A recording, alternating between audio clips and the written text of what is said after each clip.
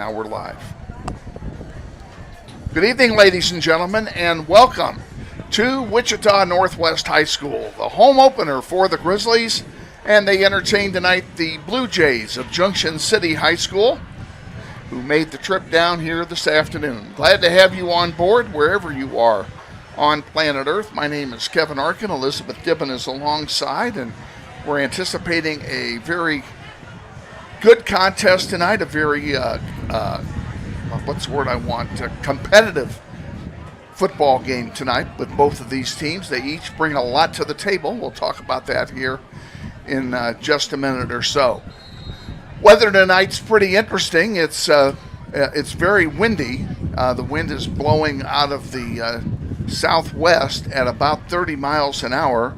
There are clouds gathering to the west, and there is a forecast of storms during the game tonight, and it is very possible that before this game is over, there's going to be a lightning delay of some kind. We'll have to see how that plays out and how they intend to handle that, given the fact that Junction City had to travel a long way to come down here today. Grizzlies are 2-0 on the season, coming off a 14-0 win last week against East in their home opener down at Carpenter Stadium.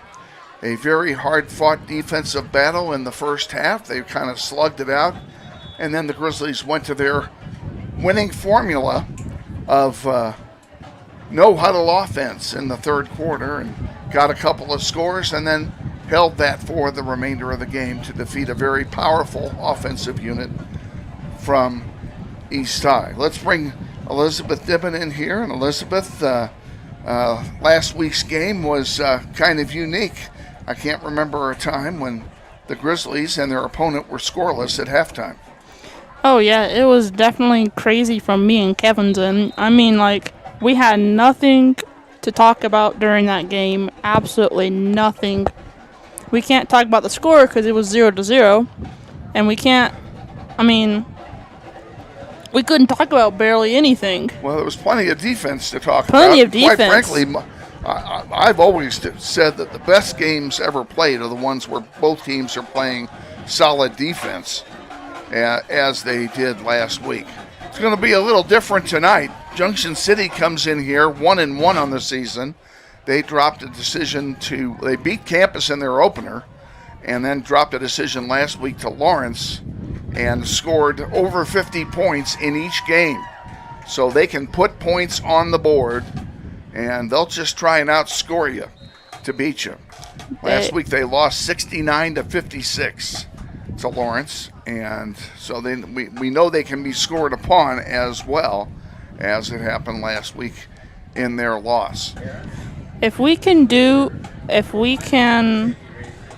believe the only way that we can beat Junction City is with our defense. Not so much our offense, but mainly our defense.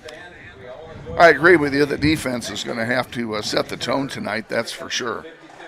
Oh, yeah, 100%. I personally think that the only way that we won that game was against East was because of our defense and the way we snapped out of our cold streak to get some few points on the board. So we're going to have to use that momentum, turn Junction City inside out, and figure out a way to stop them from scoring as much. Weather may have something to do with it if it does indeed start to rain later. The high today was 98. It was 97 degrees here an hour ago. The temperature has dropped 6 degrees in the last hour. Since the clouds started moving in. It's down to 91, but it is oppressively humid, and hydration is going to be a major issue for both teams tonight.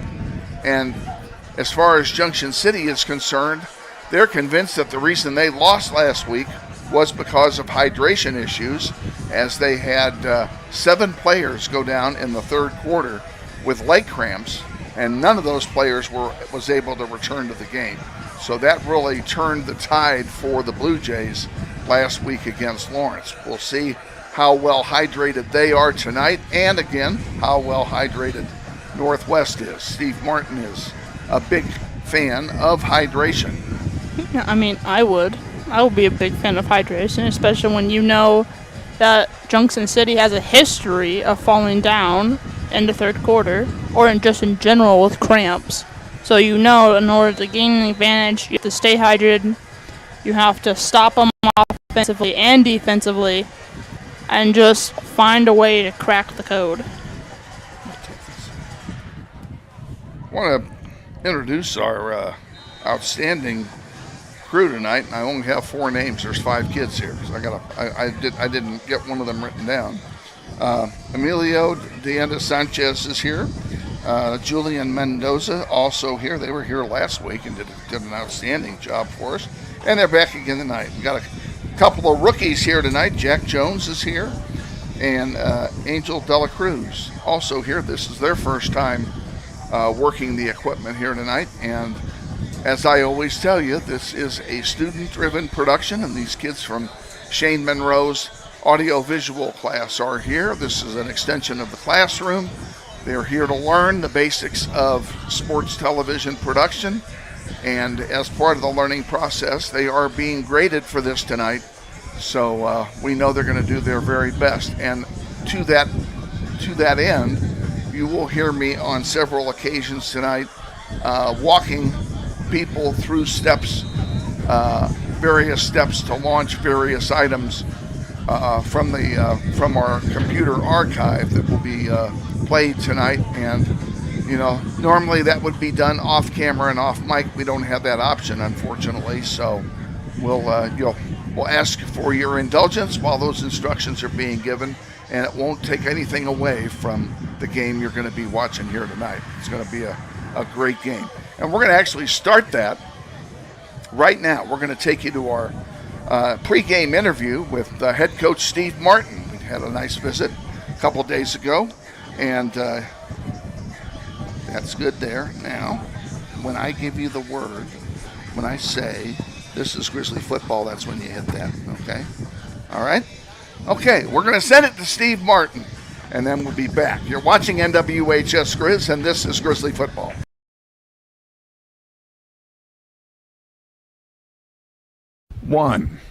Our pregame show continues now, and we are joined with our weekly visit from head coach Steve Martin. We'll talk a little bit about last week's game against East and the upcoming match tonight against Junction City. And Coach, looking back, East High, a very, very good offensive team, and you hung a 0 on them. And, of course, they were hanging a 0 on us as well for a while.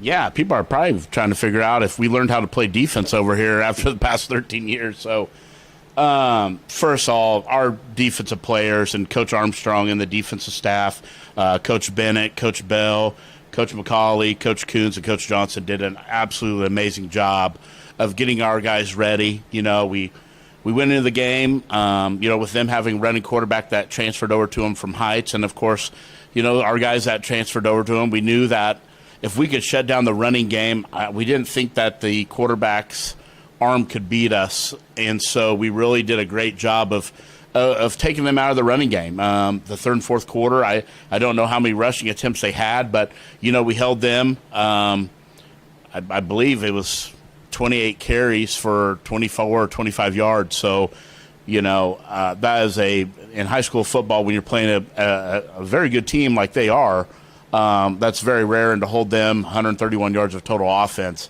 I can't say enough of good things about what our defense staff and defensive side of the ball is doing right now. And what was big out of that for us on the defensive side is, John Michael Fountain goes out of the game with 2 unsportsmanlikes in the first half, and then you got our lockdown corner, and DeAnthony Rivera goes down, and all of a sudden you're looking at each other, and you insert 2 sophomores in Trey McDaniel and Zytrell Pless, and that next man up mentality comes in, and all of a sudden those guys are playing lights out football for us. So I just can't say enough about our defensive staff right now of just really doing a great job with our kids and making it simple. Our kids are playing fast and being able to showcase their athleticism and tenacity and just doing a good job, and we're going to need that tonight against Junction City as well. But, offensively, last year, East, we knew that East was going to do the same thing. They were going to take away our running game. But it's a good thing we're stubborn, and, we got that guy in Augie Fast, an offensive lineman that can root out some yards for him. And Devin Gracie, probably an unsung hero on our team at that blocking back, caught a big pass for us in the second or third quarter that no one in the whole stadium probably expected the ball to go to Devin. But, Devin did a great job, and, we were able to chip away at him and finally bust a big one. And then Chase Carter comes through and makes a great play from Jalen. And so, we were pretty opportunistic last week. We had 340 yards of offense. That's not a bad night, but it's just not what Northwest Grizzly fans are used to. They're used to that score lighting up like a Plinko board and offense going up and down the field. So, that's a very good quality team we played last week. That team is going to be probably, depending on how the Capen game goes tonight, they very easily could be a 7-1 football team now. And so, they're going to make a big long run in the playoffs, and that's where we want to be too. But to be able to play and get out a win like that says a lot about our kids and our offseason that we had with Coach Daniels. Let's take a look now, looking forward. You've got Junction City tonight, and this is another powerhouse team. They've put up a bunch of points in their first two games. Yeah, they came down and played down in Hayesville. They beat Campus 55-6 in game one. And then last week, we're hosting Lawrence, another formidable program in the state of Kansas. And, they lost in a boat race 69-55 in that one. So, a team that can score a lot of points. Our defense is going to be shorthanded without John Michael. D'Anthony is a game-time decision for us. So, our young guys, I got to step up again this week against an offense that right now no one has stopped. So, for us to think that we're going to put a 0 on these guys on the scoreboard is doubtful. But I like what we're doing, and they just need to slow it down, and our offense needs to dictate the tempo and get on them early and kind of take the wind out of the ball, because they like to put the ball in the air. You mentioned John Michael and D'Anthony Rivera maybe not being available tonight. Anybody else hurt from the last game? Other than bumps and bruises, we're pretty healthy right now at this time with, a daunting schedule in front of us. So, Coach Daniels and us have been doing a good job of trying to keep these guys recovered and doing some extra things during 0 hour to make sure that we're ready to go and we're healthy on Friday night. So right now, no, we're staying injury free right now. Besides those guys, wish you the best of luck tonight, let's get that third W against Junction City, and we'll look forward to a visit with you next week. Yeah, this is a schedule that set us up to test. So, we're looking for that. You got to, get over this one, and then you got a Capen coming in who's doing well and highly ranked and looking for, a state title in 4A, which they've jumped down to. So we're looking forward to it, and it should be a good night for football. It's going to be a warm one, but it should be a good night. Best of luck to you and the boys. Thank you.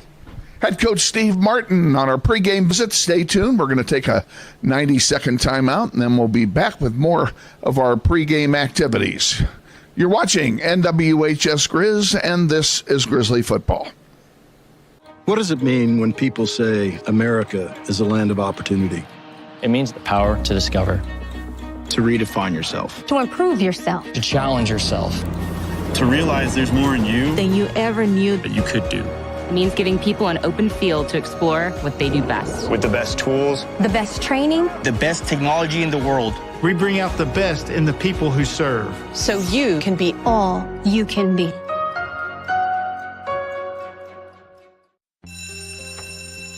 It may not require a textbook, but it's filled with valuable lessons. It may not take place in a classroom, but it's an ideal environment for learning. It may not involve a diploma, but it can help prepare young people in Kansas for life. It's high school sports. High school sports can play a critical role in a student's overall education. In fact, studies show that students that participate in high school sports are more likely to enjoy greater levels of achievement in their academic lives. If you think high school sports are only about competition, think again. Better yet, think about attending a high school sporting event in your community. You'll be amazed by what you see. High school sports, a winning part of a complete education. This message presented by the Kansas State High School Activities Association and the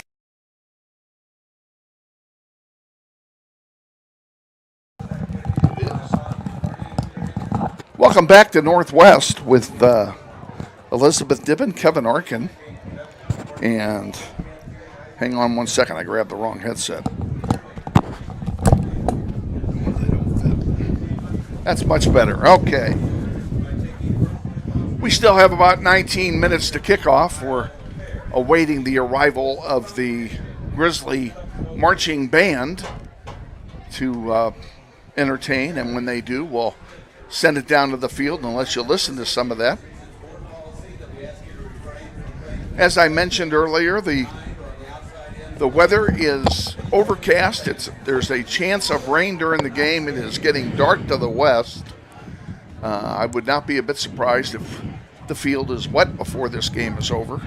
We have around a 55% chance of this happening. I think it's going to be 50%ing right here. So hopefully it doesn't happen, though. We want a good football game.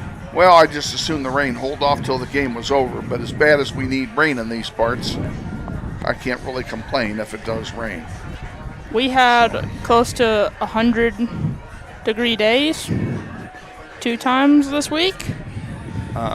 So it's we definitely do need a rain, but this is classic Midwest talk when we have nothing else to talk about but the weather. On it. So now it's loaded for when we need it. Okay? Hopefully we actually do get a good football game completely through, no stops of that weather. That would be nice. That would be nice. But I don't think the rain gods like us, so yeah. I don't think so. We'll see what happens.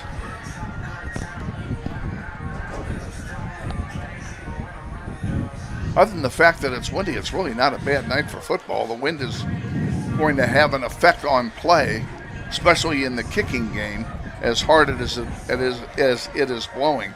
It is blowing so hard that the normal run through the tunnel that the players do when they come down from the locker room is not going to happen tonight. They collapse the tunnel because it's too windy to hold it in place. So they'll just run through the banner or under the banner, as the case may be. You can see the marching band getting set to take the field.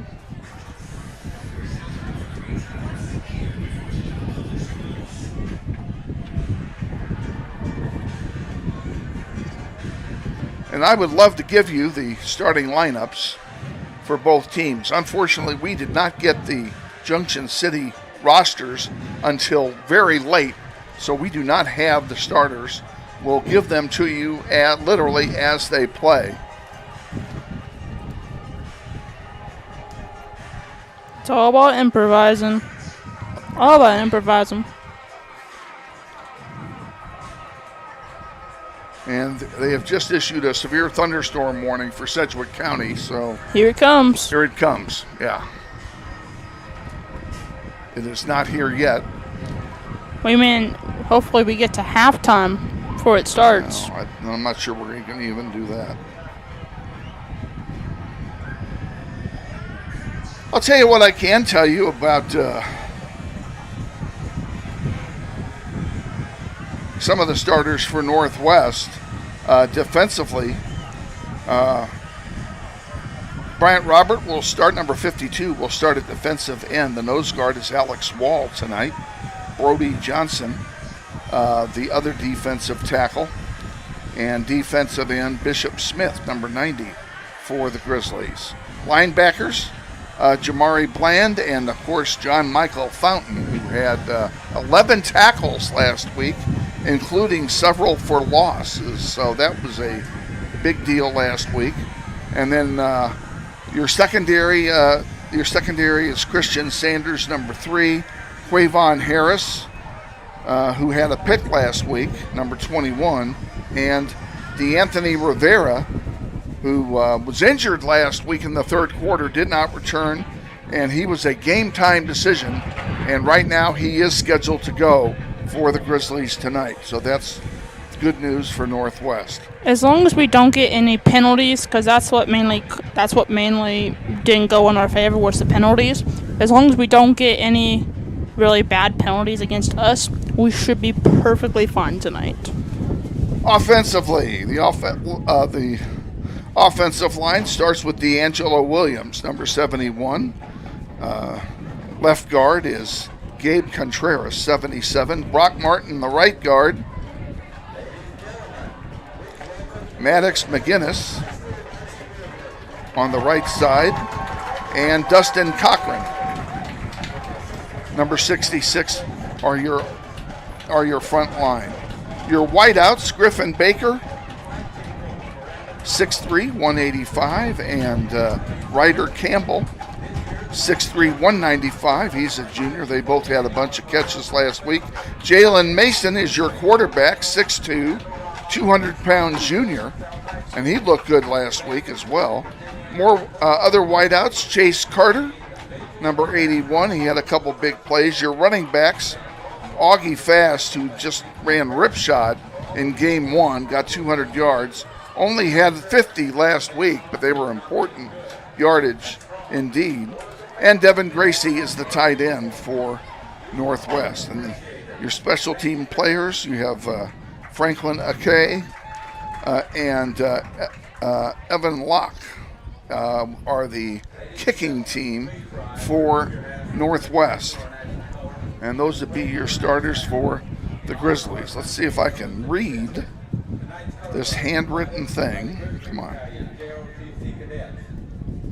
For Junction City, boy, this is hard. Noah up front, Noah Aguan, 5'10", 195. Trevon Riley, 6'3", 230. He's a senior. Jackson Holly, 6'6", 195, a junior. Your linebackers, Jamarius Tyson. This is the anthem.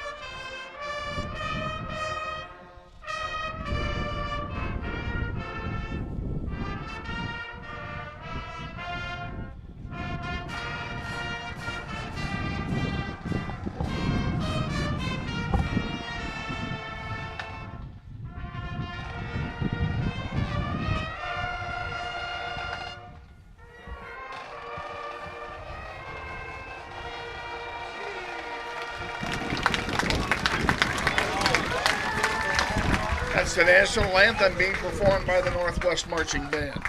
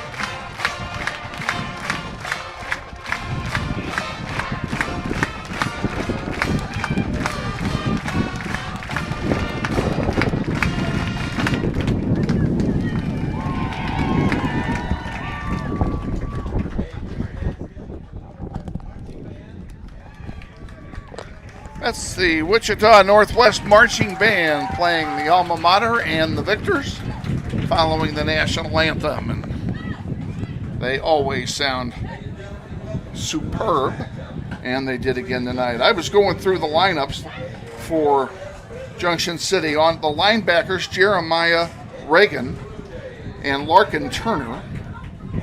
Defensive backs are Jalen Morrison and Lavelle Audrey. And Devin Gracie. No, wait, that's not right. Come on, give me what I want. And Kingston Thomas, the junior, also.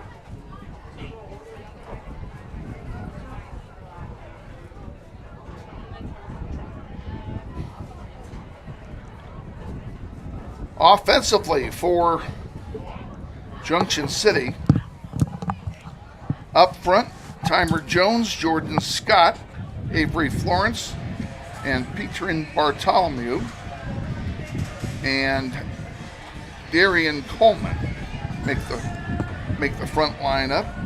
Quarterback is Conrad Gomez. Running backs are Lance Norris and Chris Coy is the tight end. Wideouts are Skylar Brown and Xander Caldwell, along with Janarius Vorns. And those are the offensive starters projected for Junction City here tonight. They're coming.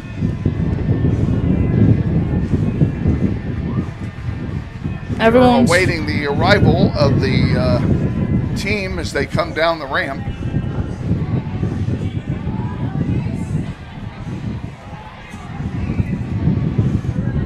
Big night of football ahead here tonight. First Get home yourselves opener. a snack, something to drink, sit back, relax. I hope you enjoy the broadcast here. And I hope you have your cowboy hats. And I hope you have your Cowboys hats on, because it's rodeo here in Northwest.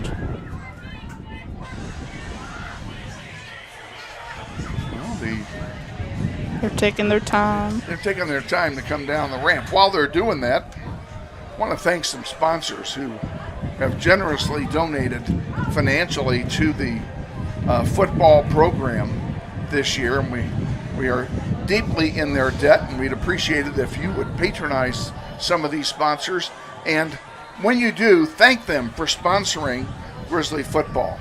Mr. Reuter Plumbing, 922 East Central. Okay, your Wichita neighbor who will get your plumbing job done right. Give him a call at 202-4564. That's Mr. Reuter Plumbing. Also, Provisional Services Incorporated. They are experts in restaurant and retail cooler and freezer applications, something I happen to know a lot about since I used to work for a company that did that. Give them a call at 866-529-1196 or check them out on the web at provisional.net. Also, Andrew's Cleaning Service, 712-3883. All types of cleaning services Here they come. for both offices and residential and rental properties. Give Andrews a call, 712-3883. And Hyundai of Wichita, 757 North Tyler Road. Stop in and check them out when you're looking for your next car. Hyundai of Wichita. They're coming. They're storming down. iCrow, giving all Northwest students 20% off of iCrow treatments. Check out their website for more at icryo.com. iCrow. McKee Painting, expert painting for any home or business. Give them a call at 217-6281. Here they come. Now they're storming down.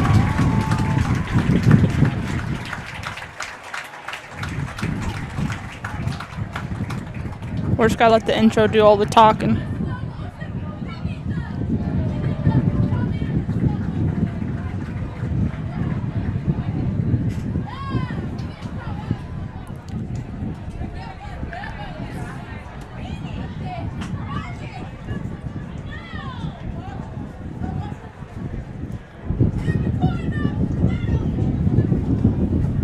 If I'd known they were going to wait 5 minutes, I could have finished this.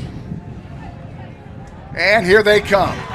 The Grizzlies take the field, and you can hear the crowd welcoming them to their home opener.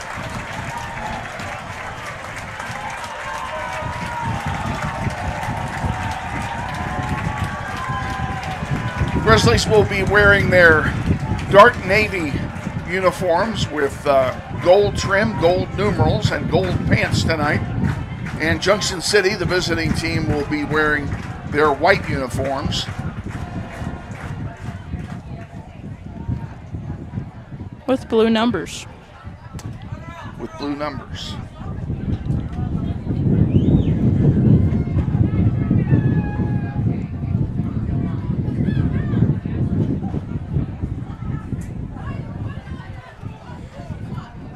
I'm going to finish this. I have one more sponsor I want to recognize, and that's Renewal by Anderson Window Services, your Wichita window door replacement experts. For a free quote, you can go to renewalbyanderson.com. That's S-E-N on Anderson. Okay, go to renewalbyanderson.com. You can put up a little bit of information. You can get a reasonably close quote right over the internet, or give them a call for a personal quote at 448-4684. That's 448-4684. Renewal by Anderson Windows. And we thank all of our sponsors on behalf of the football program for all that they have done for us and for the football program here so far. Grizzlies come out for the coin toss.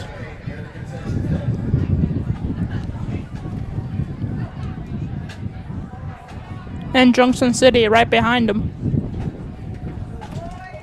Handling the captain's George, Bryant Roberts, number 52. I'll tell you the others here in a moment. Close the door, please.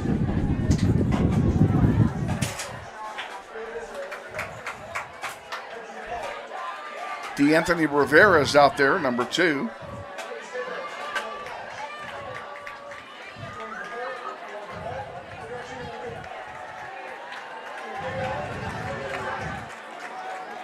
And they're going to trade places. The Grizzlies will be playing from left to right in the first quarter. They will have the wind in their face in the first quarter. And I don't know who gets the ball because I didn't see it. Carter James also out there for the coin toss, along with Jamari Bland for Northwest.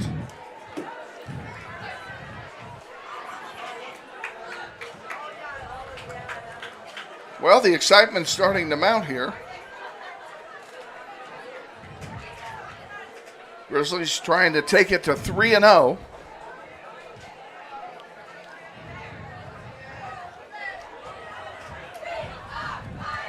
And they're going to have their work cut out for them. This is a good Junction City Blue Jays squad. And like I said, they put up over 100 points in 2 games, so they can score. They definitely can, and we can too, Kevin. We just gotta find that spark to get us in the crowd fired up.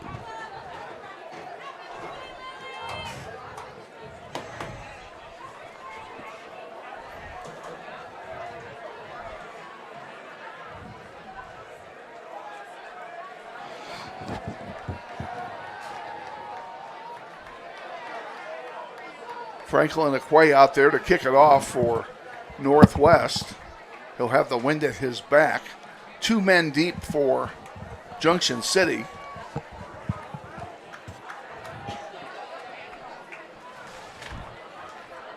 One of those is Jaden Mears, number 12. And on the other side is number 20, Adrian Smith. Here we go. The football game begins.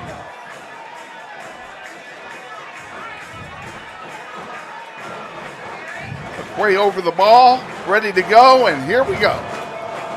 Ball's in the air, it's long and it's deep, and it's going to go into the end zone for a touchback for the Blue Jays. Conrado Gomez is the quarterback for the Blue Jays, number 3.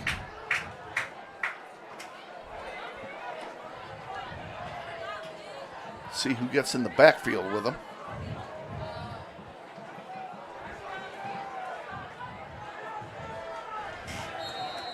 Aaron Woods is in the backfield, number 23, with Reagan. On first down and 10.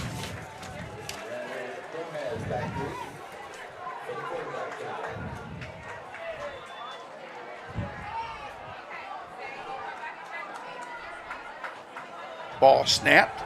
Reagan goes back to throw it. He's got an arm, and he's got a man wide open for a catch and a 25-yard gain. First down and 10 for the Blue Jays at their own 45-yard line. Vaughn's with the catch for Junction City. We know that they're not afraid to throw it. No, they're not, and we have to get that way too in order to win this ball game. Gomez checks for a play from his bench. He takes the snap, hands it off, up the middle, maybe a gain of 2 yards on the play. It'll be second down and 8 to go. Woods picks up a couple. And they go with a no-huddle offense in the spread. 3 wideouts up top, none down here on the bottom with us. Awaiting the snap, and now they look over and check the play at the sideline.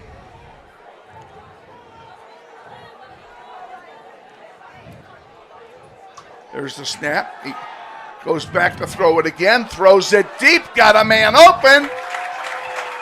He didn't get it. Pass falls incomplete. That's a break for Northwest. It'll be third down and 8. Harris, the linebacker, got that break.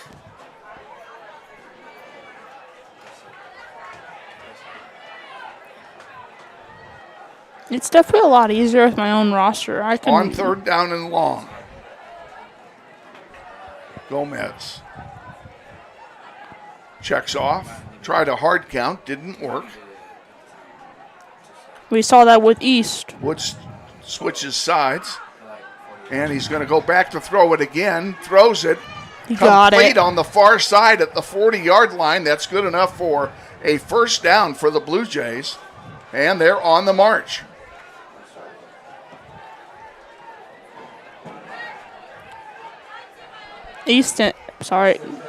Junction City in their own territory. First down and 10 from the 45. Actually, they marked it at the 40.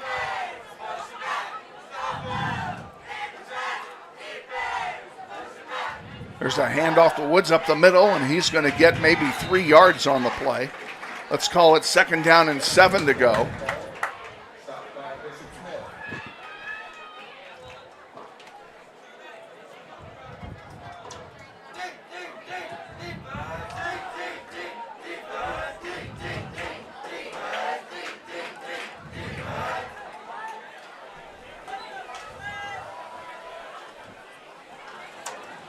Now they have 3 wideouts down here on the short side, or on our side. 10 seconds. And there's a long bomb that falls incomplete in the end zone. It'll be third down and 7. They went for 6, and man, he was wide open too. He was wide open. Ball was just not thrown to him.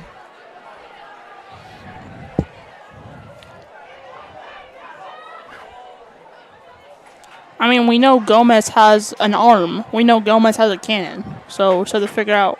On third down, he's back to throw again, and down he goes! Great sack by Northwest. Completely. Just, wow. Northwest read that like a book. That was Franklin Aquay that got him. It's fourth down and 13. He saw an opening and he took advantage. Yeah, it looks like they may go for it here. Nope, they're going to kick. Very short. Ball bounces on around the 30 and bounces forward. And it will be down at the 33-yard line of Northwest, and that's where they'll have it. First down and 10 with 9:16 to go in the first quarter and no score in the ball game. Oh, thank you, Kevin. We need some air. Open it about that much, okay? Pop it open that much. I'm about to go swimming here. I mean, man, it was hot in here. It is. Spread offense for Northwest. 2 wideouts up top and 2 below. Fast in the backfield with Mason. Hand off to Fast, and he makes good yardage.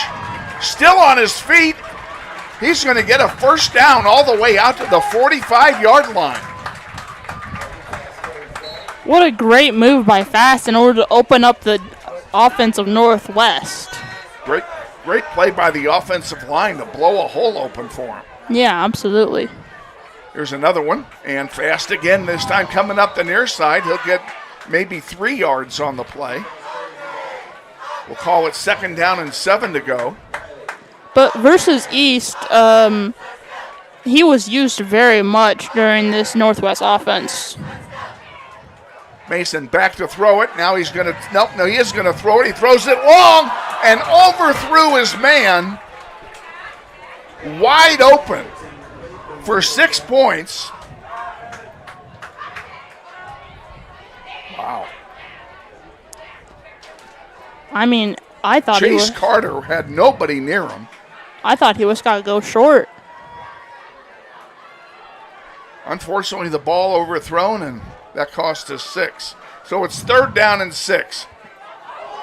Swallowed. Oh, no. No, we have a fumble on the play. The exchange went poorly, and Junction City's going to come away with the ball. So it'll be 1st and 10 Junction City at the 49-yard line of Northwest. An unfortunate turnover. I mean, we all knew coming into this ball game that Junction City has a really good offense. They made the playoffs last year. So we all know what they have in their arsenal. We all know what Northwest has in their arsenal, too. So Junction City just took advantage. Gomez and Woods in the backfield. 3 wideouts to the near side. Spread offense. Wait a minute, what are we doing here?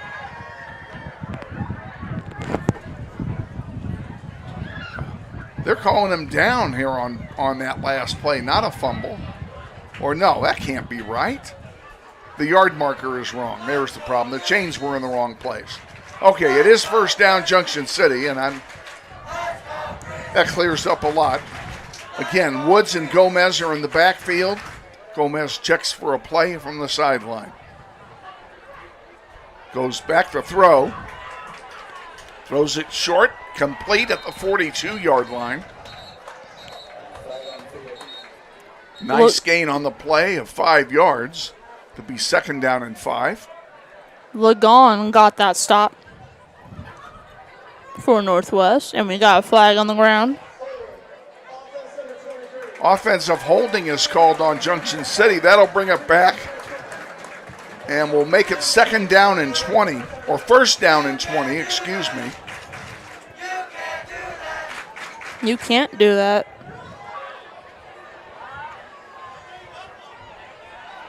First down and 20 from their own 40-yard line. They got a steep hill to climb to get back.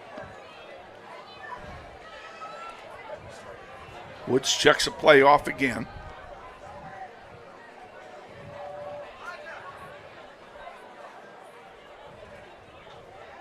Hands it off to Woods this time. Woods gets very little and is wrapped up very quickly there by Quavon Harris. I mean, he even got pushed back. We'll call it a gain of 1 on the play. It'll be 2nd down and 19. And I think that's a generous spot.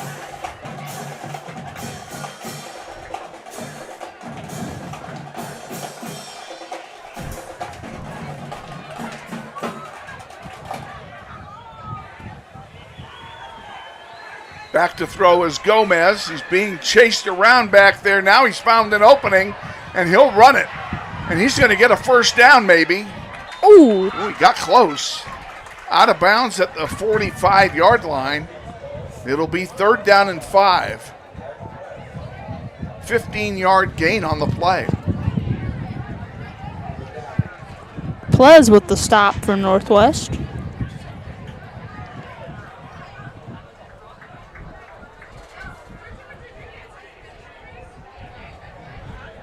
Gomez checks for a play from his bench. Clock running, 6:43 to go, first quarter. No score.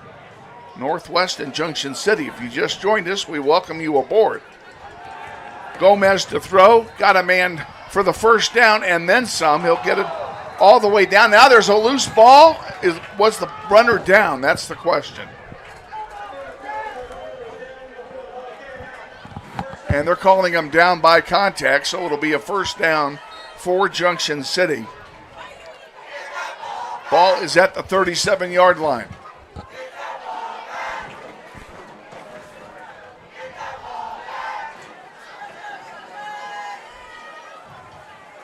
Handoff to Woods. Woods finds a big hole. There it is. He's running gone. for pay dirt and gets tackled at the 5-yard line. Wow, that's a big gainer. That's a 31-yard gain.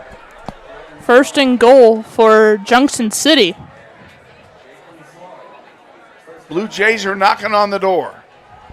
Ready to punch through the window. Full backfield now. Handoff up the middle. Gain of maybe 2 yards on the play. We'll call it 2nd down and goal from the 3.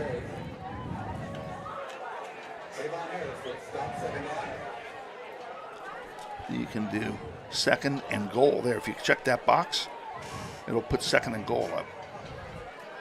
See? Handoff. Oh, he's close. Northwest is stopping it, though. He is short. Ball's at the 2-yard line. 3rd and goal. Quarterback sneak. Did they get it? No signal yet. And now it's a touchdown for Junction City. Junction City punches in the first 6 points. That side. Northwest has to rebuttal here. There you go. Looks like they're going for the extra 2 points. Or no, they're kicking. No, they're going to kick. They're going to kick. Sorry.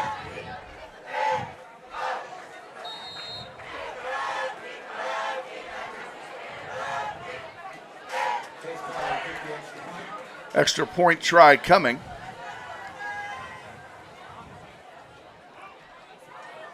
Ball's down, kick is up, and it's good.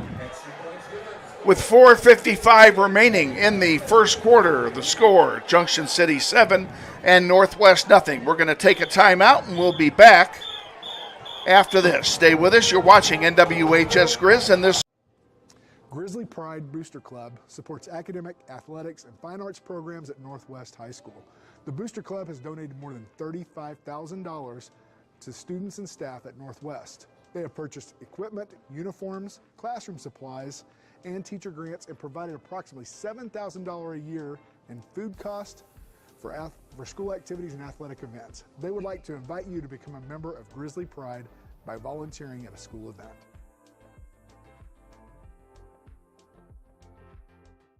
Mr. Deckinger has got his light detector down there, so. Is that what that white thing is? Huh? Is that what that white thing is? No, that's a camera. What's the lightning thing? Huh? What's the lightning thing? A lightning detector? Yeah. It's just a device about the size of a cell phone. It'll tell you how far away the nearest lightning strike is. And if it's within 20 miles, they have to call the game off until it passes. Or if it gets really bad, cancel it. They won't cancel it because Junction City drove too long to get here. 7-3. Back at Northwest, Christian Sanders and Griffin Baker back deep for Northwest to take the kickoff.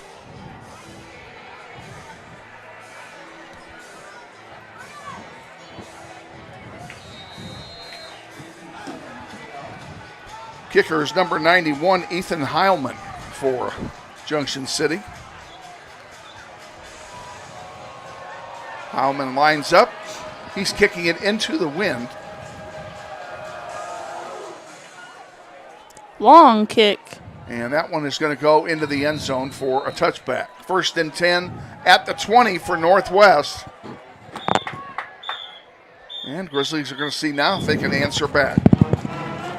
With how quickly Junction City scored, I'm surprised they scored that quickly. But then again, we saw against Lawrence how they use their offensive weapons in order to score so many points so quickly.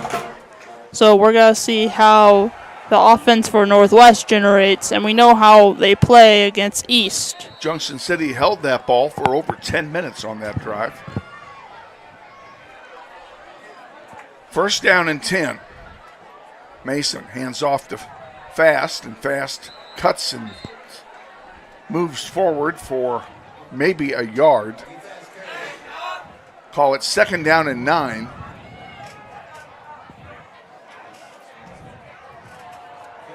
Ball at the 21-yard line. To throw, and it's picked off!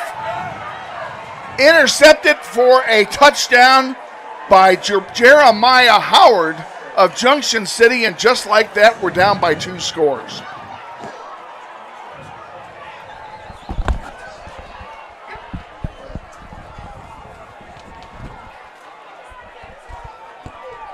Well, that was quick. I mean, we knew what we signed up for. Heilman is on for the extra point.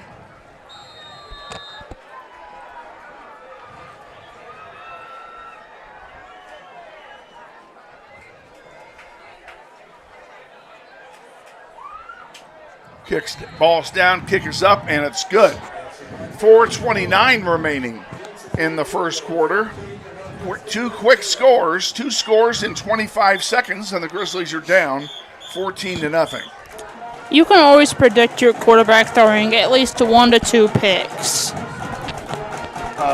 No, we're in the. So that's. We're still. I mean, we all know that every quarterback has to throw at least 1 or 2 picks during the game in order to.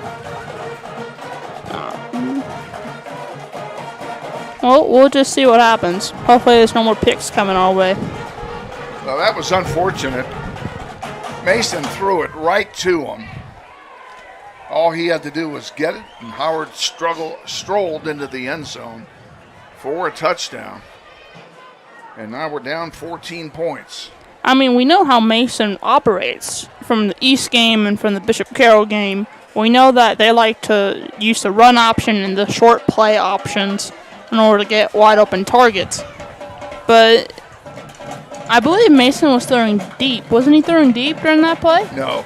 Oh, no? He was throwing short. Oh, he was throwing short. Okay. He's throwing short, and he basically telegraphed the play because everybody in the building knew who he was throwing it to. And the wind's coming. It won't be long here. And we're losing stuff. One of the referees just lost his hat as the gust of wind blows it across the field. This is going to be interesting. Whoa. I'll go ahead and close the door. Just close it. Be careful. Everyone's in a panic. And some of the faithful are actually departing, heading for their cars, knowing what's coming.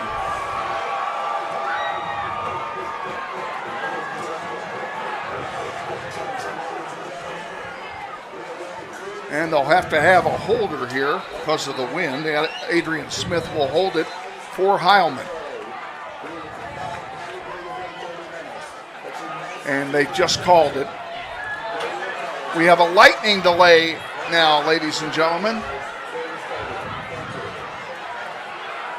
And they're asking everybody in the stadium to go to their cars.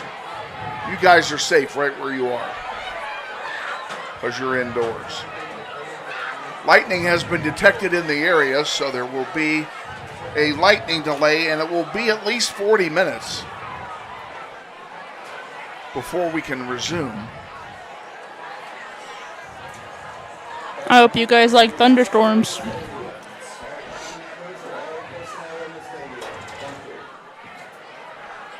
Well, if you haven't evacuated yet, you'll be able to watch us. Ladies and gentlemen, what we're going to do, we're going to go ahead and leave everything active. We'll shine the camera on the field and leave it there. Just put it on the 50. Okay, we're gonna go silent or almost silent until such time as we have something to tell you, so that when you come back, you don't have to start up a new program. So this program will continue to run. Okay, it's going to run in a rain delay or a weather delay mode until we get some word from the officials as to what we're going to do. So stay with us. More Grizzly football to come. They trail 14-0. We'll see you soon.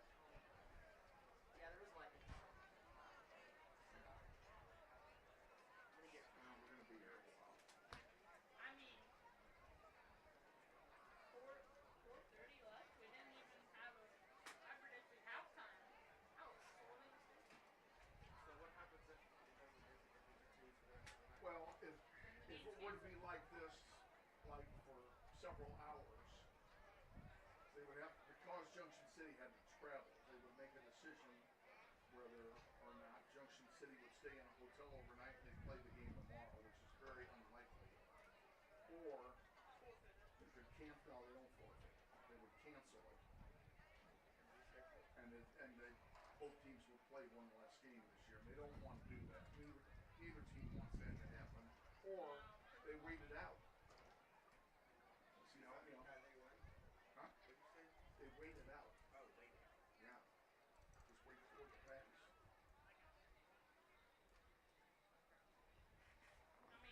Get some radar on your phone, would you? Let's see what we're looking at. Well, Julian never came back from the bathroom. Huh? He never came back from the bathroom. Who? Julian. I don't blame him.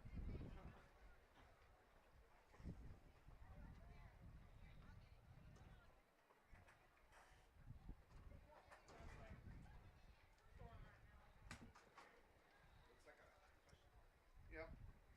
One squall line coming through.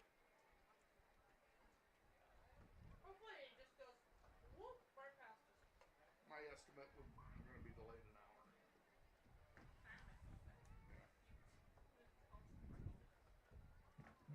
You can get your phones out now. Is it Friday? It is Friday. Oh, I got time. I gotta wake up tomorrow. I'm like,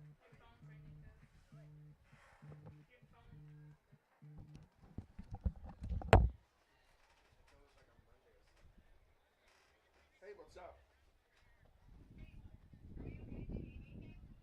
No.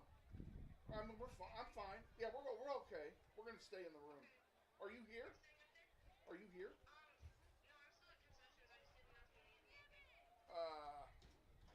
Well, what I need, you can't provide, because I really need to go to the bathroom. But, okay, I will. I might have you bring us something up. There's 5 of us up here.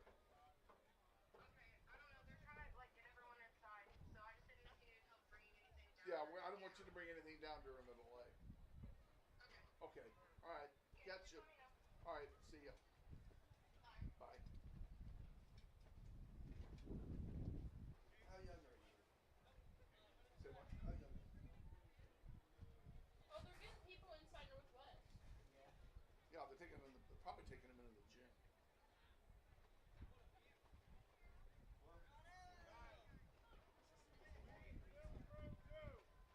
Hey Siri, call Karina Shaler. Guys, we need everybody. We need everybody out of the bleachers. So, start doing your needs. We gotta have everybody off the metal bleachers.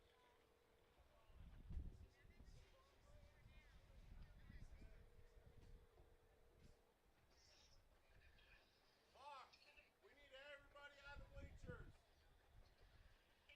Hey, That's yeah. policy. We gotta get you guys I out. just got your message and we're in a rain delay, so.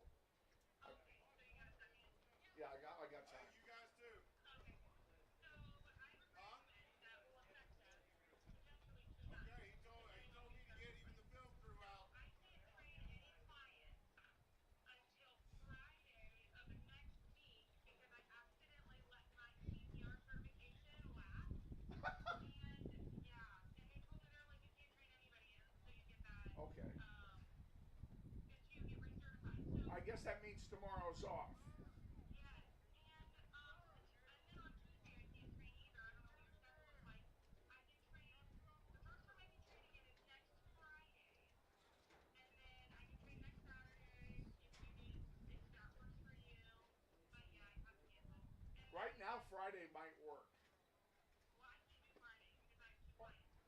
Oh, I thought you said okay. I thought that's what you were saying. I'm sorry. No, my bad. Go back to training, but I can't. Well, we'll just skip a week and do it next Saturday. How's that? Yeah, that sounds good. That's fine.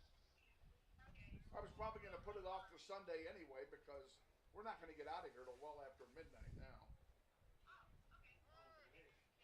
I guess that's not. I feel horrible because I've been training. You said go to sleep. I've had my CPR certification for over 10 years and I never let it lapse. Yeah. But So do you have to do the training over again? well, yes, but I always do. So every 2 years I have to get my CPR certification renewed. And I just forgot. Like I forgot that it was expiring. And I remembered a few months ago and I was like, oh, I need to book that. And I, it just was on. And then I got a notification from my boss saying, hey, your CPR certification lapsed. And we don't have another CPR class until the 26th. Yeah, they gotta get out. So you're got to get out. Your plan. So that was really a bummer. Yeah. That's too bad. So I'm sorry. Okay. No apology necessary. Stuff happens. Yeah. I'm fine with it. So. It'll work. Yeah. Okay. Yeah. Well, it's going to be a long night. So, football game. I'm broadcasting a Northwest football game. And they just called it for lightning. So everybody has to go into the school building. We're in the press box, so we don't have to leave. But everybody in the stands had to go into the school building because of the lightning, and it'll be at least 45 minutes now before we start playing again. Yeah, it's starting to sprinkle here now. So it's coming.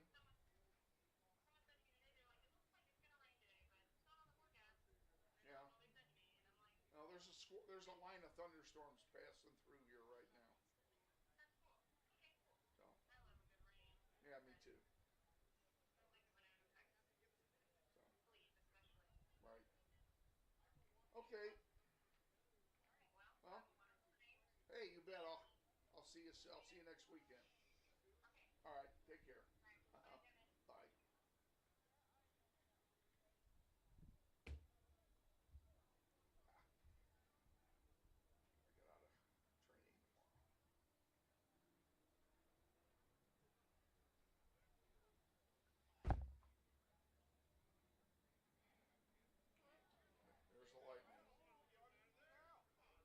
until you count 40 minutes from the last strike. So now the clock starts again. So now it'll be 10 after, no, not 10 after, quarter after before they can play. And there's thunder. That sounds like it's coming from over there, which is good. That means it's going away.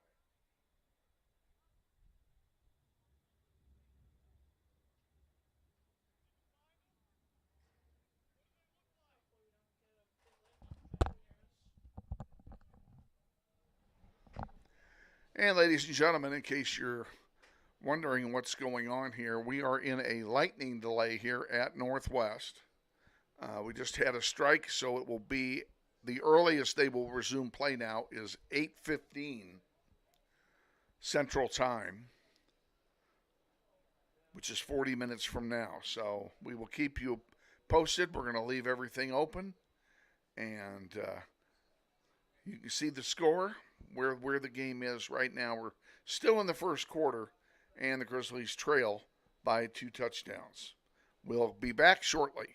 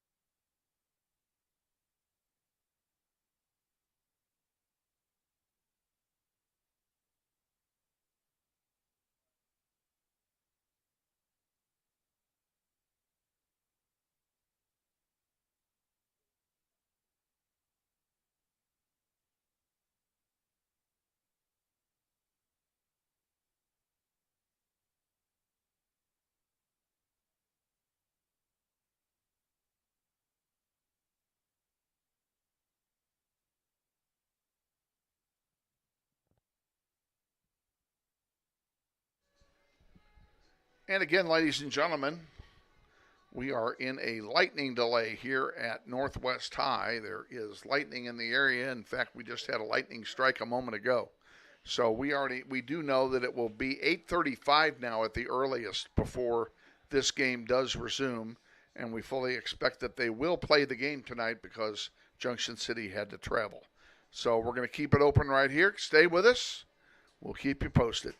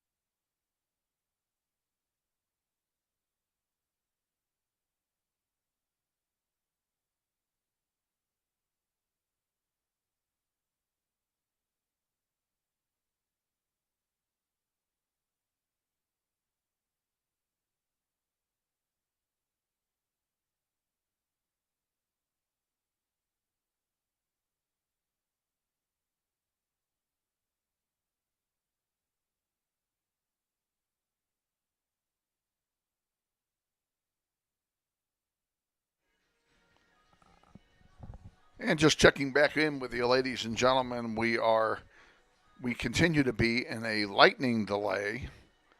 Lightning is still in the area of Northwest Stadium, so it will be probably 8:45 now before this game is able to resume. We're going to keep it right here. We do plan to bring you the entire game, so stay with us. A lot of football to come yet on NWHS Grizz.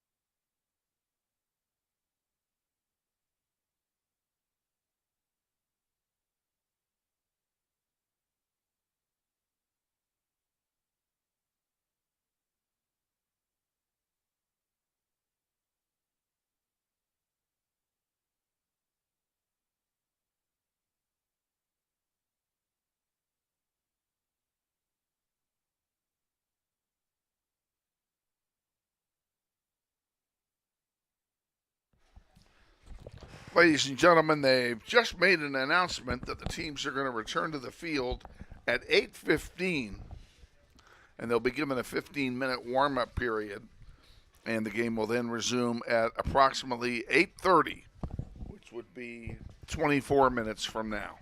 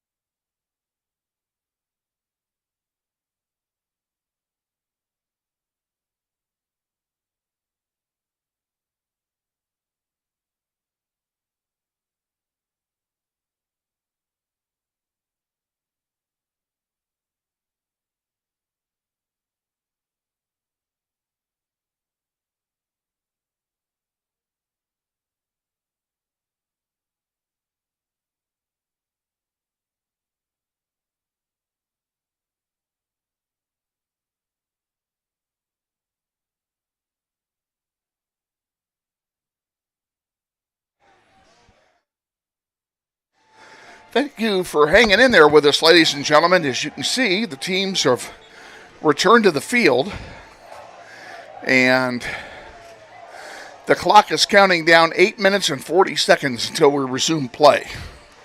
So we have that long to go. You don't need to do that. Grizzlies trail by 2 touchdowns with 4:29 to go in the first quarter. So they got their work cut out for them. Stay with us. We'll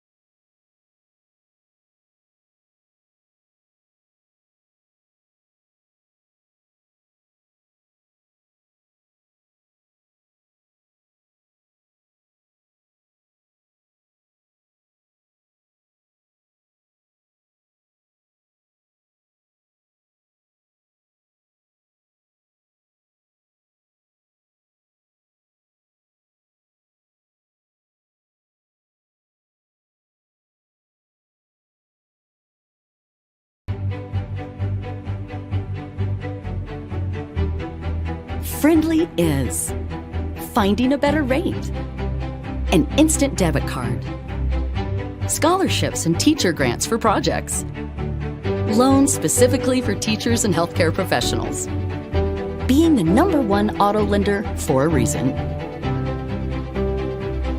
More than $400,000 in community partnerships. Credit Union of America. Welcome to Friendly. Learn more at cuofamerica.com.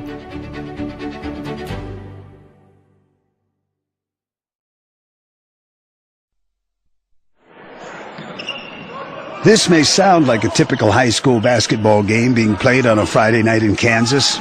In fact, it's a crash course in cooperation and teamwork. It's a test of dedication, determination, and drive. It's character development in action. If you think high school sports are only about competition, think about this. High school sports can play a critical role in a student's overall education. In fact, studies show that students who participate in school sports are more likely to enjoy greater levels of achievement in their academic lives. At the same time, playing sports helps teach lessons not covered in the classroom. Lessons like tolerance, respect for the rules, and the importance of supporting your community. High school sports, a winning part of a complete education. This message presented by the Kansas State High School Activities Association and the Kansas Interscholastic Athletic Administrators Association.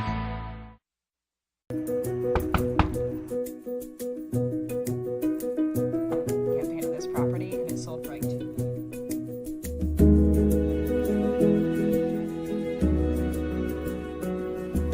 Shall we book it? Yeah. Yes. Yeah.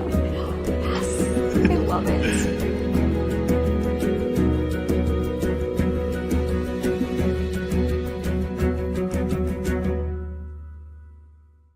Hi friends, Phil Nightingale, General Manager at Mount Hamilton Ford. Have you been thinking about a new SUV? Right now is a great time to buy a new Ford at the big one of 119th and West Kellogg. EcoSport, Escape, Edge, Explorer, Expedition. Mount Hamilton Ford is sure to have the right vehicle to fit your size. And you know you can count on us with this great selection to find the right SUV at the best price to fit your budget. Check us out online or in person. Let us make your purchase easy with pickup and delivery right from your home or work. Mount Hamilton Ford, experience the difference. What does it mean when people say America is a land of opportunity? It means the power to discover, to redefine yourself, To improve yourself. to challenge yourself, To realize there's more in you Than you ever knew. that you could do. It means giving people an open field to explore what they do best. With the best tools, The best training. the best technology in the world. we bring out the best in the people who serve. So you can be all you can be. Grizzly Soccer Online is supported by Todd Eflin Narrates. I'm the voice you hear on our sponsor announcements. My wife is an alum of Northwest, and this is my 6th season as your announcer. I was a longtime radio personality in Wichita and now do full-time voice acting. You can use my voice for your business, like product or training videos, telephone systems, radio or TV spots, and audiobooks. Learn more online at toddeflin.com. That's TODDEFLIN.com.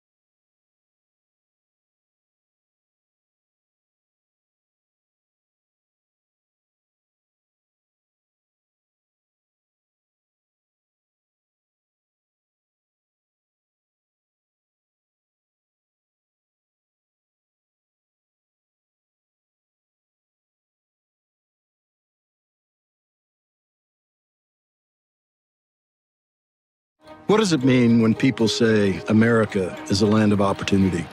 It means the power to discover, To redefine yourself. To improve yourself. to challenge yourself.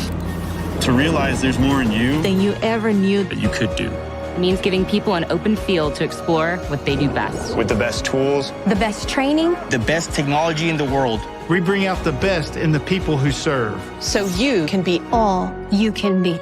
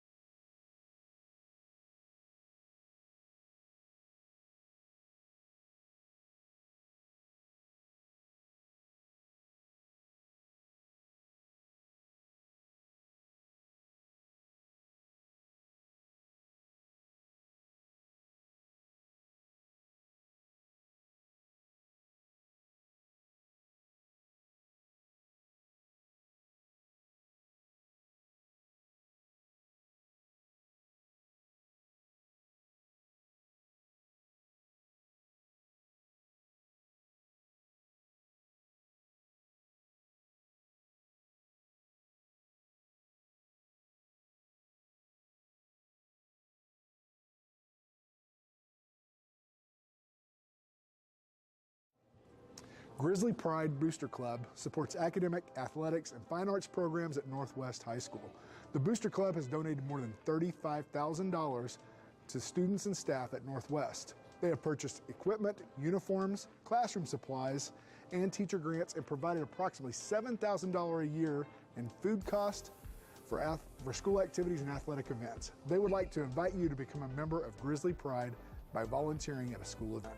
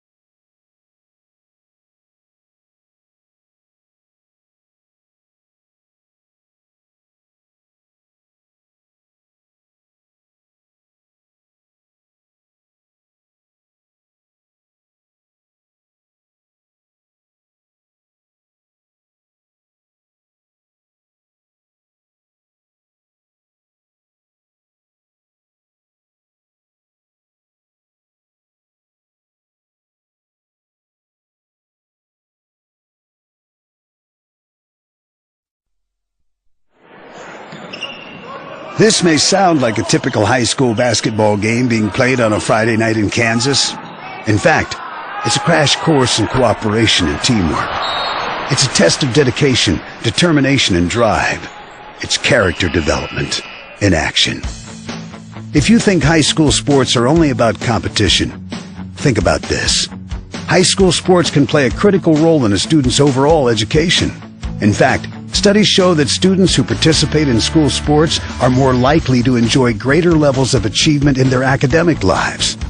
At the same time, playing sports helps teach lessons not covered in the classroom. Lessons like tolerance, respect for the rules, and the importance of supporting your community. High school sports, a winning part of a complete education. This message presented by the Kansas State High School Activities Association and the Kansas Interscholastic Athletic Administrators Association.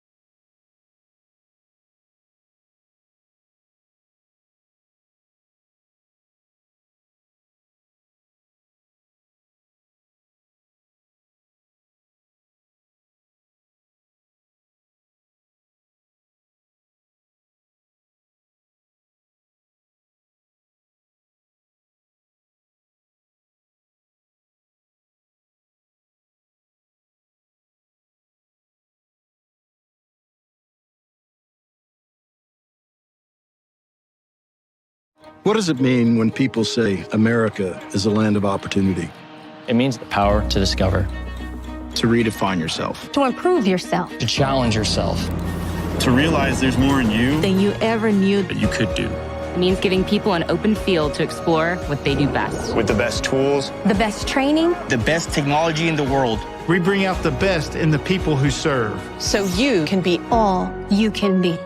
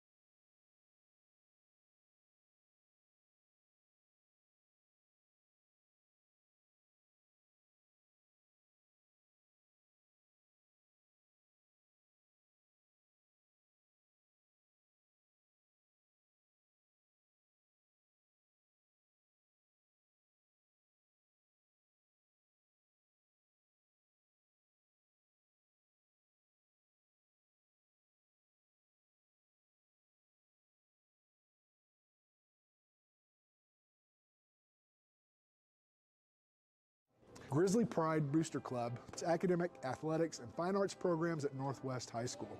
The Booster Club has donated more than $35,000 to students and staff at Northwest. They have purchased equipment, uniforms, classroom supplies, and teacher grants, and provided approximately $7,000 a year in food cost for school activities and athletic events. They would like to invite you to become a member of Grizzly Pride by volunteering at a school event.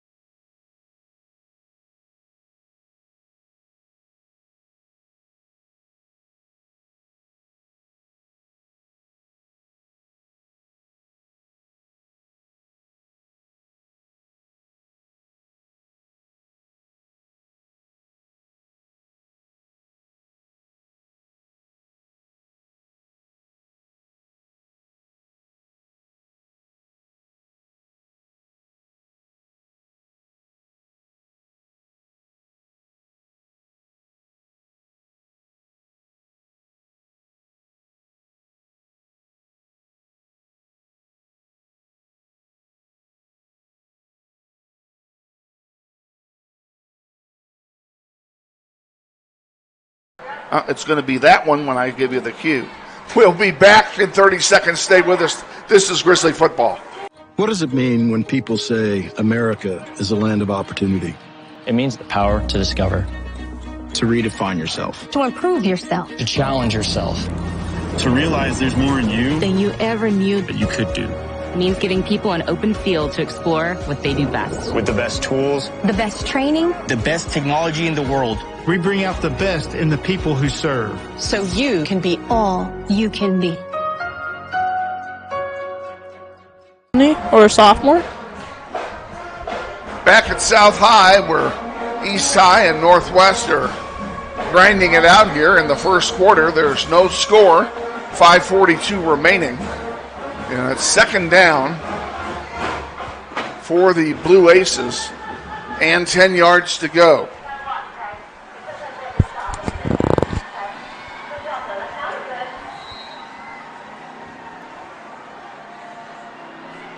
Hunter and Bohannon in the backfield for the Blue Aces. Hunter's going to go back to pass.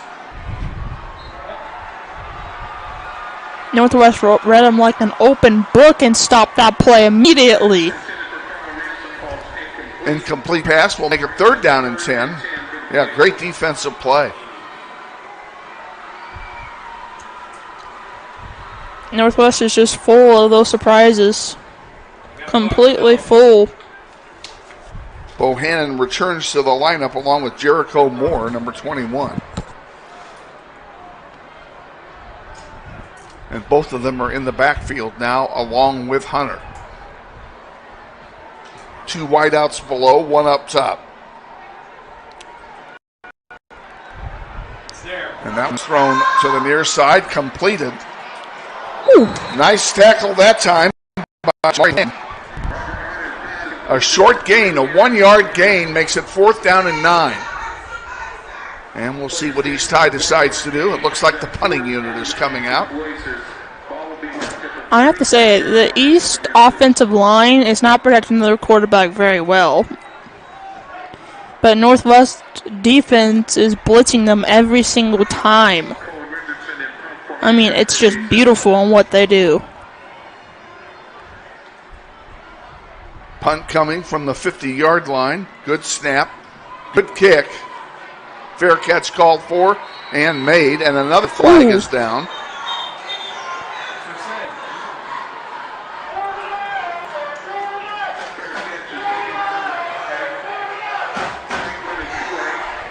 I could have sworn a flag fly. Guess not. It is. Grizzlies have it, 1st and 10. Ball is going to be at their 28-yard line. There is a flag, Kevin. It's holding. Nice job. That would have been unnecessary roughness.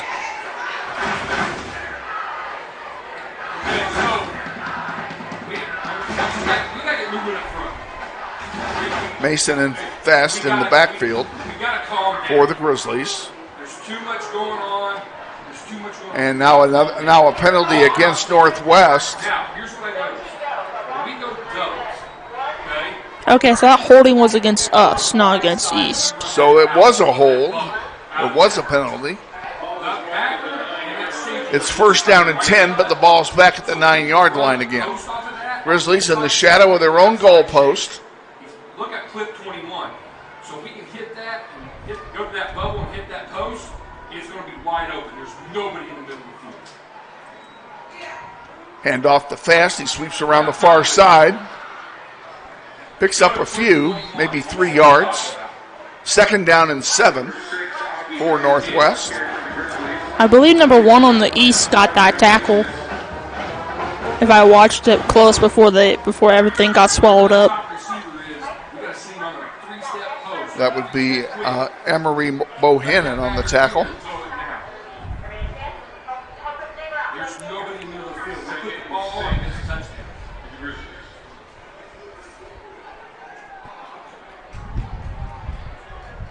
We have to just relax. 3 in the backfield again for Northwest. This time it's a handoff up the middle and nothing there. He's probably going to, we'll call it a no-gainer, 3rd down. I'm just telling you, East and Northwest are great defensive teams. It's all defensive first for them.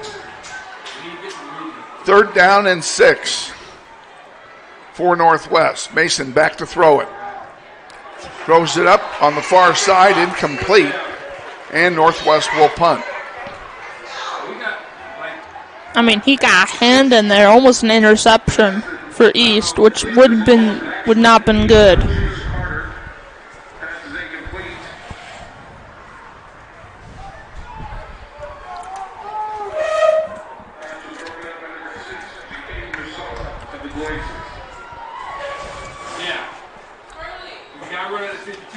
Bad snap, gets the punt off.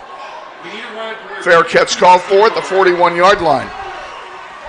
And that's where East High will have it. 1st down and 10 to go with 3:21 remaining in the 1st quarter. Still no score in the contest.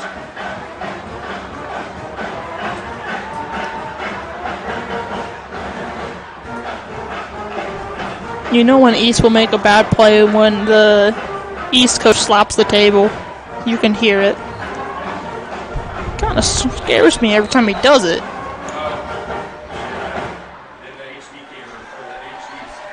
East High comes out, 1st and 10 at their own 41. Hunter and Bohannon in the backfield.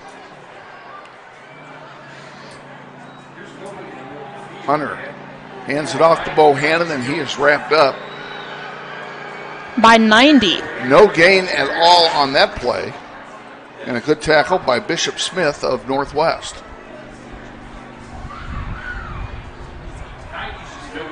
You can always tell who makes the tackle. They jump up and they're like, yeah, I did something. Most of the time. Not all the time.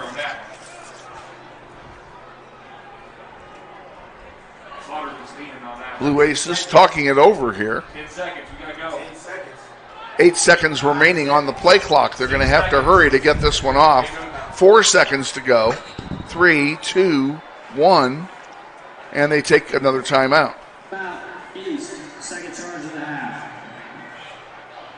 That's their second charged timeout this half. So with a timeout, we're going to go ahead and take one, too. Sure. We'll be back. This is Grizzly football. Grizzly Pride Booster Club supports academic, athletics, and fine arts programs at Northwest High School. The Booster Club has donated more than $35,000 to students and staff at Northwest. They have purchased equipment, uniforms, classroom supplies, and teacher grants, and provided approximately $7,000 a year in food cost for school activities and athletic events. They would like to invite you to become a member of Grizzly Pride by volunteering at a school event.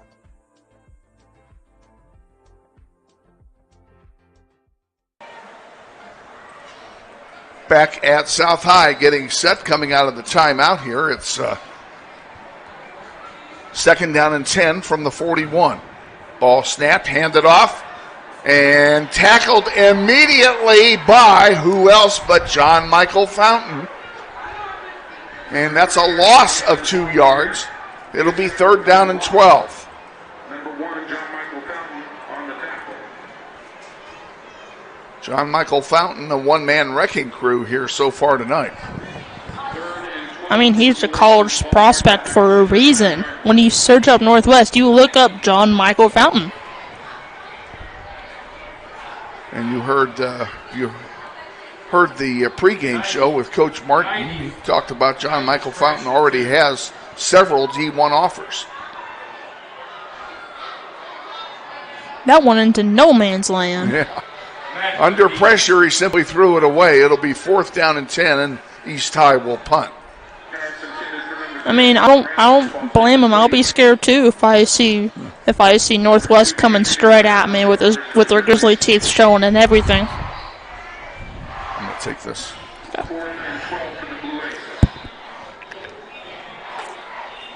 It's a good phone stand.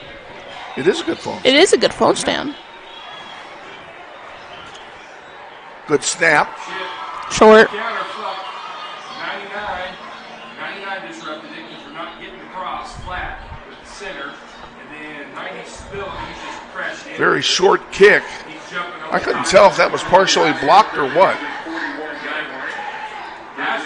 Grizzlies are going to have decent field position finally. They're at their own 41-yard line where it'll be first down and 10 to go for Northwest. Based off the punter's bad decision or the Northwest good decision.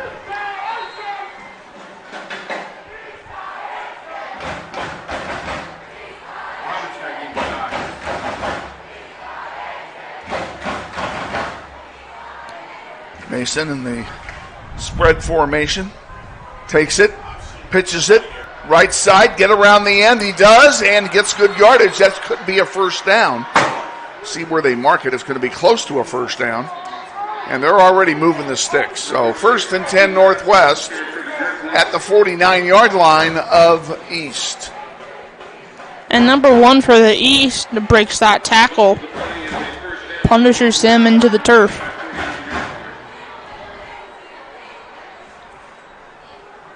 Another handoff this time. It's up the middle, and he's going to work hard by George and get 3 or 4 yards. He can't even get down Main Street yet.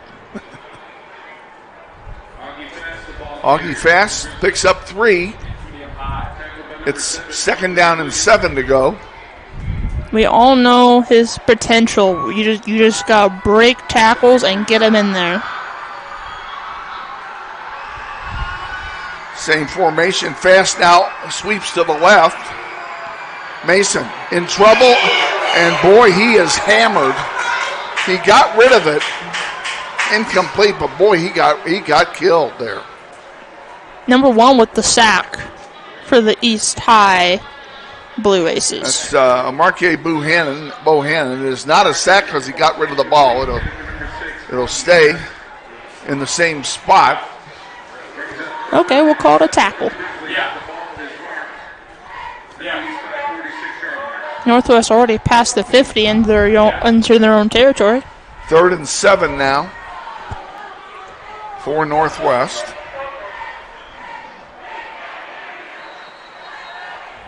And we got Northwest on a timeout, I think. First time out of the night for them. We're going to go ahead and keep it here. With only 56 seconds to go in the quarter. We'll just keep it here until the first quarter break. I have to say, Northwest and East are playing really good football right now. Good defense by both of these teams. Oh, yeah. I mean, they've been good defensive plays made by both. I'm very impressed by what I've seen. And you know what both teams can display after their games against Heights and Bishop Carroll. You know what they can display. You just got to figure out how to shut them down and keep them down for both sides. Hope you're enjoying this broadcast on NWHS Grizz. I am. I sure am, Kevin. I'm enjoying this. I get a free ticket to watch football. Coming out of the timeout now. Fast in the backfield with Mason. Fast now swings around to the left side. 3 wideouts up there now. On what looks like a passing down. Got it. And the throw is a little high and almost caught anyway and broken up by East, and that was a pretty good defensive play. I mean, man, I thought he had that. I completely thought he had that, but he breaks it and deflects it. And I don't even know who gets the credit for it. So on 4th down, I would expect that Northwest will punt. No, Mason's still out there. No, that's Franklin AQ. Sorry, my bad. Into the game to punt. High snap. Gets it off. Fair catch called for. And then the ball was left to bounce, and it's down on the 17-yard line. That's where East High will have it. First down and 10 yards to go. I mean, I'm so used to college football and NFL to where these punters will kick 50-plus yards into their back zone or end zone to where I'm just used to it. Now watching high schoolers, I'm like, oh, okay, it's got to be short every time. But it's okay. Hunter and Bohannon in the backfield again for East High. Trips up top, nobody down below. And a handoff goes to... Actually, it was, I think Hunter kept it. Fumble! Now, they're going to call that one down? Yeah. And it looks like he was down anyway. He was down before he lost the ball.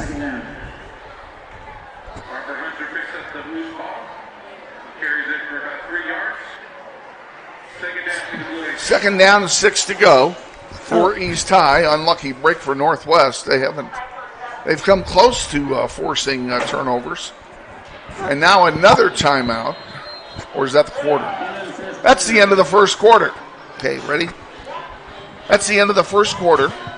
And at the end of the first quarter, there is no score. Not that one. No. Do that one. We'll be back with the second quarter after this. Stay with us. You're watching NWHS Grizz, and this is Grizzly Football. This may sound like a typical high school basketball game being played on a Friday night in Kansas. In fact, it's a crash course in cooperation and teamwork. It's a test of dedication, determination, and drive. It's character development in action.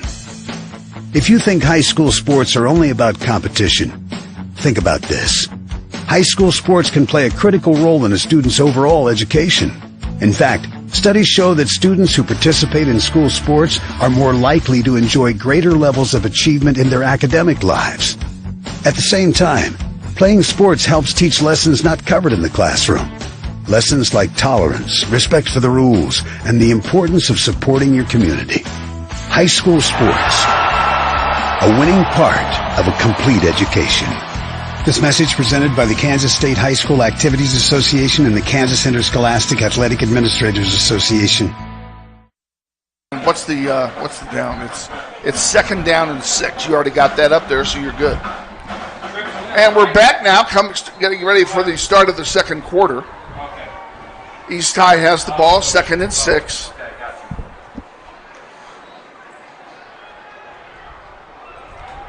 There's a short toss and a nice play by East High for a first down. They'll move the sticks. It's out to the 32-yard line.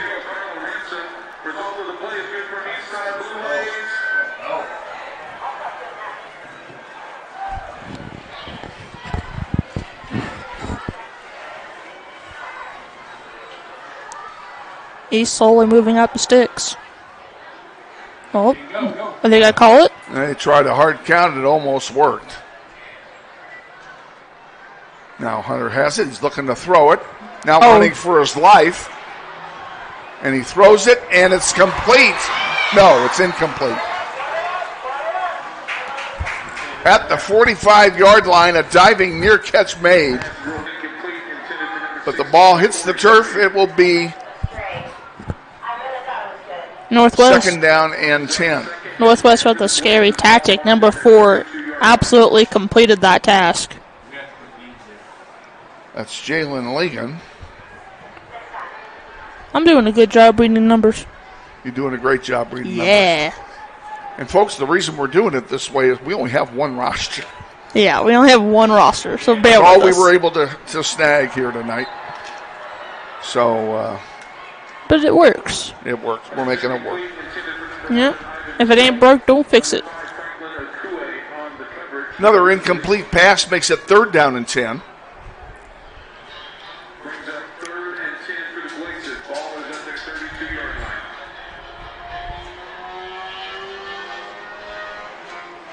Motorcycle on the highway. Vroom, vroom.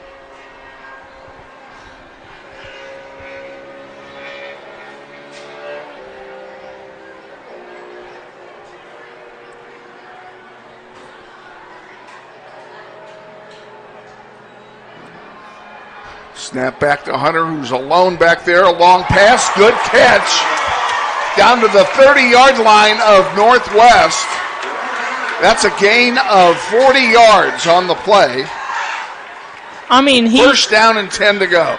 What a great pass by their quarterback. And the wide receiver just pulled it over his shoulder in order to make that catch perfectly complete against their scary Northwest defense. First down and 10 from the 30. And now Northwest is in a bad position. Snap back to Hunter. He hands it off. Sweep to the left side. And good yardage on the play. 8 or 9 yards on the gain. It'll be 2nd down and short for the Blue Aces. Ball right at the 20-yard line. I believe number 21 got that tackle. 22, sorry. Joseph Van on the tackle. And we have a flag on the play, and I didn't hear the referee, what he said, what kind of foul it was. But replay first down. It's going to be a... Ooh, light. No light. Who did that? Nobody in this room. I don't know. I'm going to need the lights on soon anyway. I mean, the Friday night lights are our lights, so we'll use it. First down, 15 yards to go for the Blue Aces.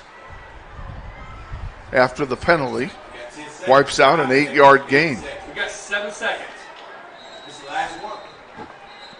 3, 2, 1, and guess what? East High takes their last time out, and we're going to take it with them. Now it's your turn. Hit video clips. I'll wipe that out. Add. And do the Army. Back in 30 seconds, folks. This is Grizzly football. What does it mean when people say America is a land of opportunity? It means the power to discover, to redefine yourself, to improve yourself, to challenge yourself, to realize there's more in you than you ever knew that you could do. It means giving people an open field to explore what they do best. With the best tools, the best training, the best technology in the world. We bring out the best in the people who serve. So you can be all you can be. make sense if he was. He was the backup last year. Oh, okay. Back at South High, coming out of the timeout. 1st and 15 for East High. Ball sitting on the 32-yard line. Snap, handoff up the middle, not much there. Grizzlies do a good job of stuffing it up. 3 white shirts in there to make that tackle. It's going to be 2nd down and about 13 to go. I mean, the East Side running back was trying to tank his way through, but Northwest said, "Nuh-uh, you're in Arden now." Franklin AQ on the stop that time. Only one game. Throwing a throwing down now for East High. 3-man backfield for the Aces. Hunter goes back to throw. Being chased. And thrown out of bounds. John Michael a Fountain. Short gain. It'll probably be 3rd down and 11. Oh, guys, are you surprised it's John Michael Fountain with the tackle? Are you surprised? Nope. Yep. Neither am I. Fountain is all over the field so far tonight. And if there are college scouts in the the stands, they're not surprised either.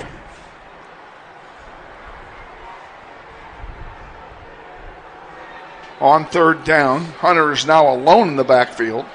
Everybody out for a pass. He goes back. Zone. Throw, completes it, and tackled immediately. Number 3. That would be Christian Sanders of Northwest on the tackle. And Ivan Teal gets the hit. 4th down, 6 to go. The ball is at the 25-yard line. We'll see what they do here. My guess is they'll go for it. I would. It's too far for a field goal. They are going for it. Oh, he crossed. Trying the hard count again. Northwest doesn't bite. There's the snap. And a throw and a catch at the 15-yard line. And that'll be a 1st down for East High. Blue Aces are on the march.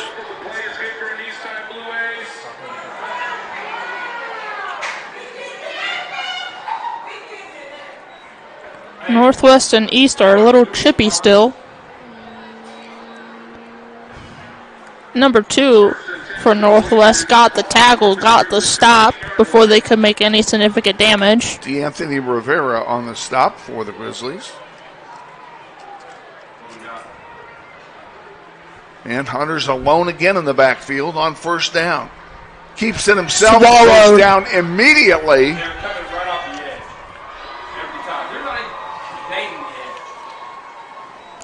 I mean, man, Brady Johnson on the tackle for Northwest.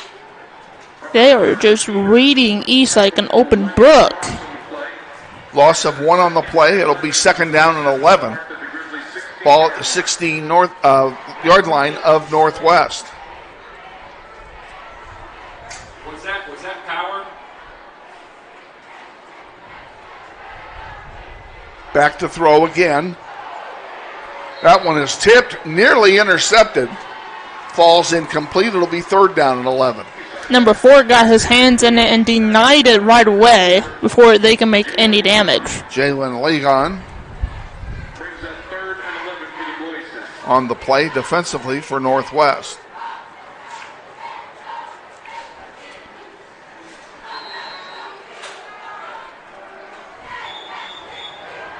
Hunter back at. Now what do we have here? We have a timeout. Oh, we have an injured player on the goal line for Northwest. See if you can tell me who that is.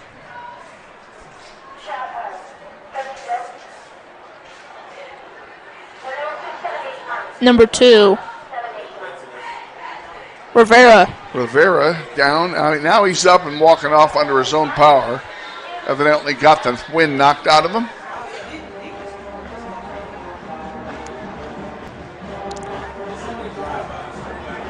replay stops the clock. 7:35 to go in the second quarter. Third down and 11. East high. I mean, that just gave East and Northwest a chance to reopen their book and scratch off some plays that just didn't work.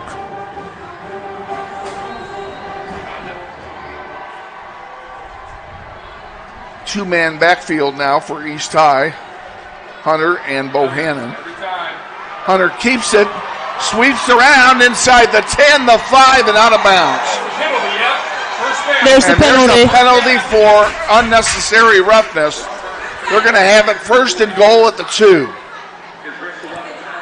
John Michael caused that. A little too aggressive on the tackle was John Michael Fountain. I mean, I don't blame him. You know how to do this? Make it first down, and then click the box by and goal. There you go. And update it. There you go. I mean, that was a big play for the East to move up. I mean, that might have changed the momentum for this first half.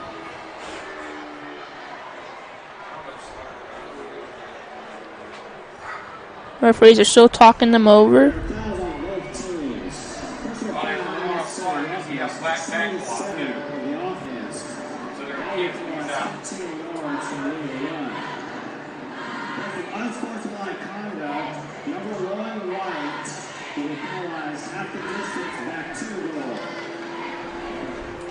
So it's a double penalty, unsportsmanlike for Northwest. And I didn't hear what it was for East, but they'll replay the down now. Honestly, that was too much talking. I got lost. All I heard was one John Michael. That's all I heard.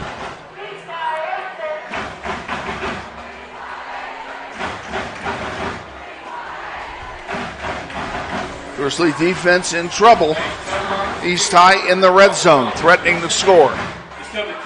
One more penalty, and they're done for the first half for Northwest.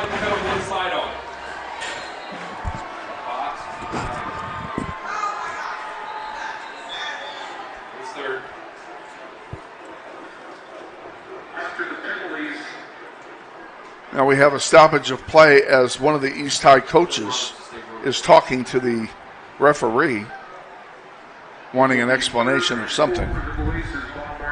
He did not like that play.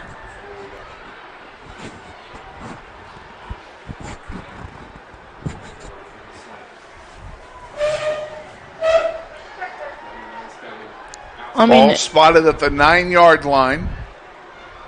It went from first and goal to being a huge gain to now they're replaying it. Third down and 4 to go for East High. They can get a first down at the 5.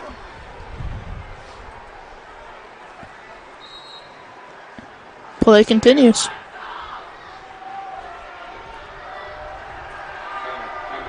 Blitz. Throws it in the end zone. Incomplete. Incomplete, and they're lucky they didn't get a flag that time. Oh, they did. They called it.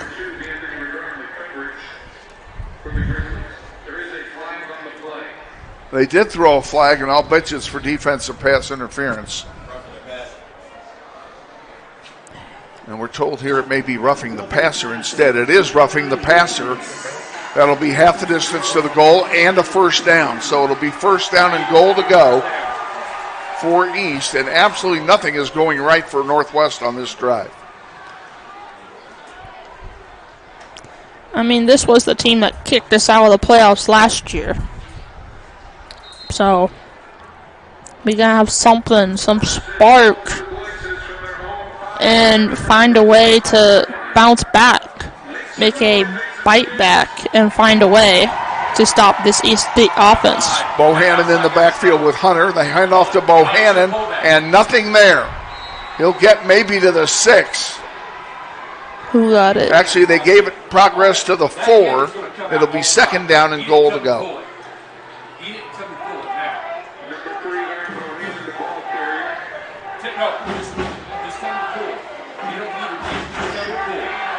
I mean, I'm going to give a credit to all of the Northwest Grizzlies for that tackle.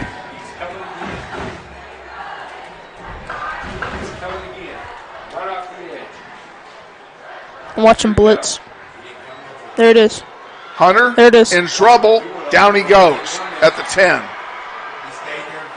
Number 10. Good play that time by Jamari Bland.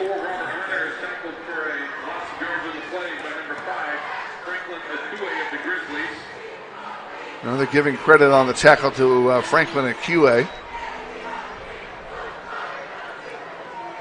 We'll take that. Tackle for a loss. Tackle's a tackle. It is 3rd down and goal from the 10. Hunter back Stop to throw. Play. And we have a whistle. It's going against East. Looks like we have a false start. We do on East High. That'll make it 3rd down and goal from the 15. I called it. I could tell. You could tell.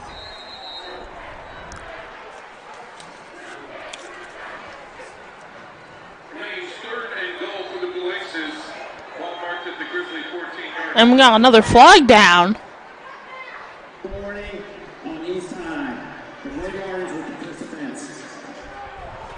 This is a bench warning against East High. I think players are too close to the playing surface.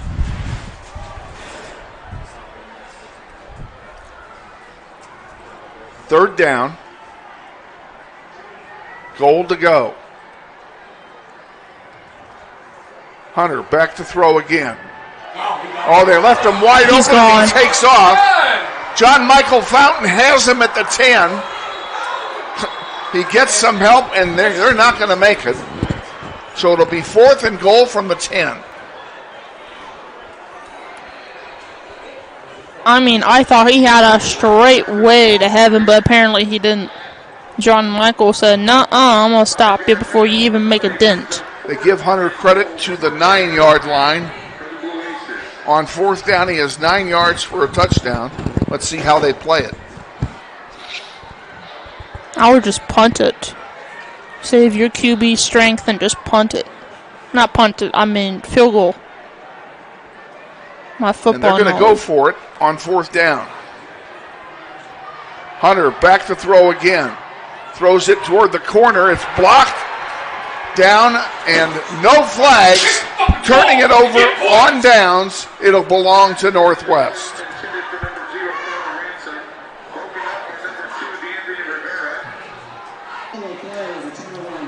Oh, Anthony's down.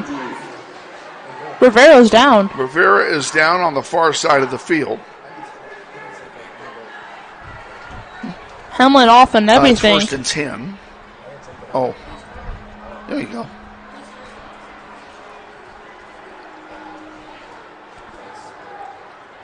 I mean, Rivera's been all over the field tonight. Training staff is out there now checking him out.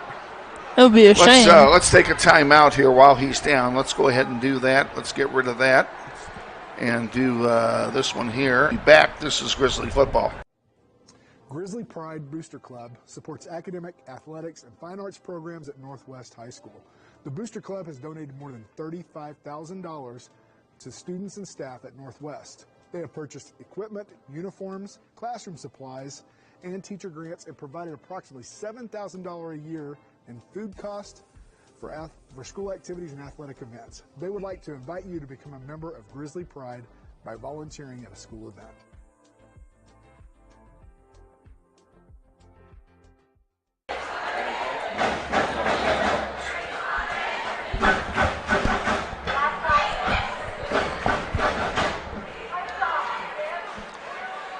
I'll apologize on their behalf. Back at South High, D'Anthony Rivera is still on the floor here. being tended to. 4:43 remaining in the second quarter. It's going to be Grizzlies ball, 1st and 10 when all this gets sorted out. Next week, we have our home opener next Friday night against Junction City. We'll be on the air at 6:30 with the pregame show and then kick off at 7:05. Hope you join us next week live. We will be live next week by hook or by crook. I mean, I wish we had a replay of that. That was I don't know how to describe that play. Unfortunately, we're not that sophisticated. We don't have instant replay on our software. That'd be cool, though. That'd be very cool.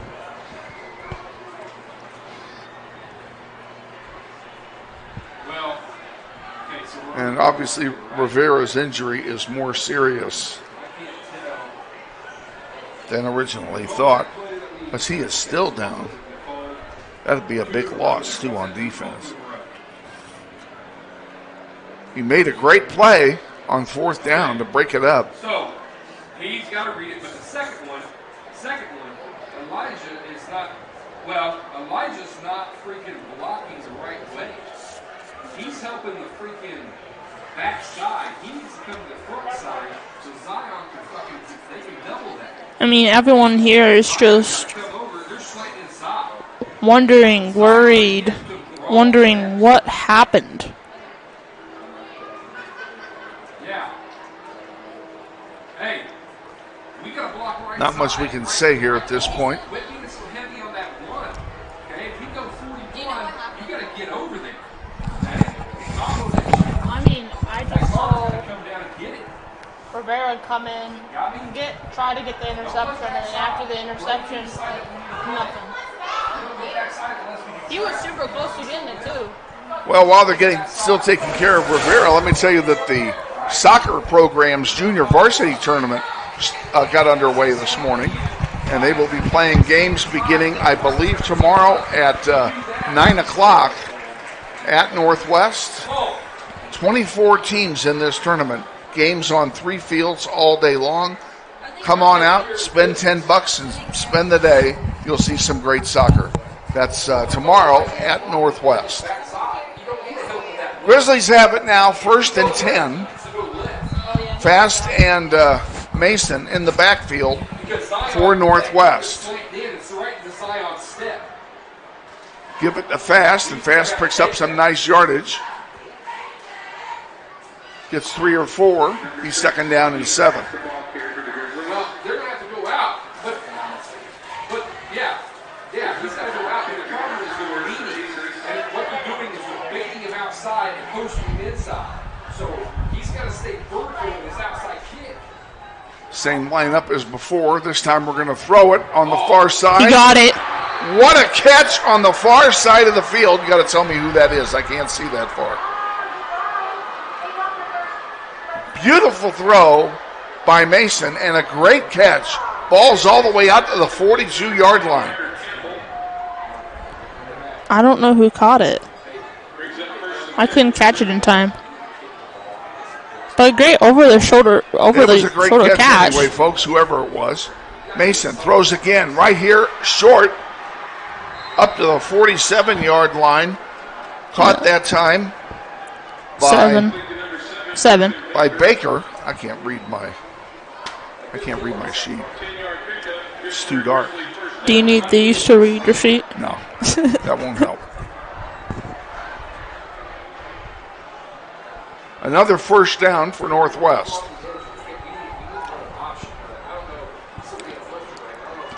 The junior quarterback is trying to figure out what to do. Fake handoff. Actually, a great play there for another 1st down. 13-yard gain. And now the Grizzlies are on the march. 33 with the great, beautiful catch. 1st down and 10 at the 38-yard line, 37-yard line. And remember, this drive started on their own 4.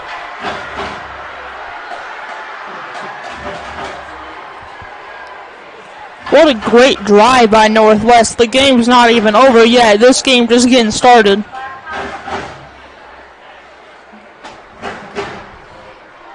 3.5 to go in the first half. No score. Grizzlies with the ball and the first down. Jalen Mason, the quarterback prospect.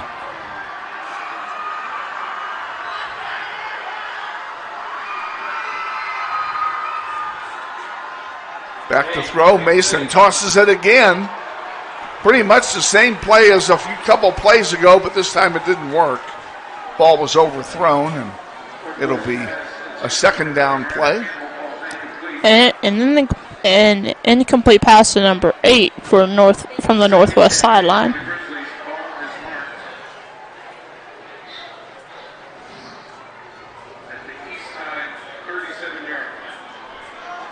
Ball on the 37 of East. Man in motion, and he gets the ball. Fast gets down inside the 30 to the 28, about a yard short of a first down. And gets some jukes, breaks some ankles, and might as well almost gets the first down in the process. Second down and 1 for the Grizzlies.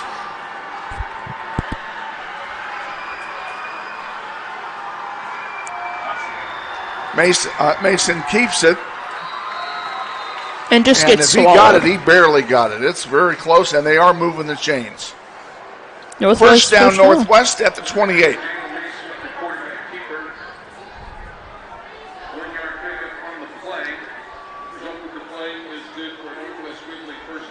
Clock continues to run inside 3 minutes.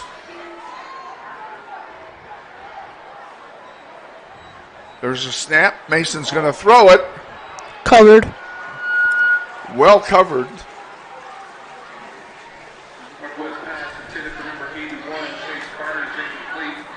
Carter couldn't get to it. He was well covered. It's going to be a second down and 10 play from the 27. Number 6 for the East got that. I tell you who it was, but we're going to have to turn the lights on at halftime. It's getting too dark. Friday night lights aren't meant for us. Yeah. Oh, thank you. Whoever that was, thank you. No, turn it back on. They keep on pranking us. They keep on turning it on, turning it off. They're teasing us with light here. I'm going to try to find the lights. Okay, Elizabeth is going to risk her neck here. Look for a light switch.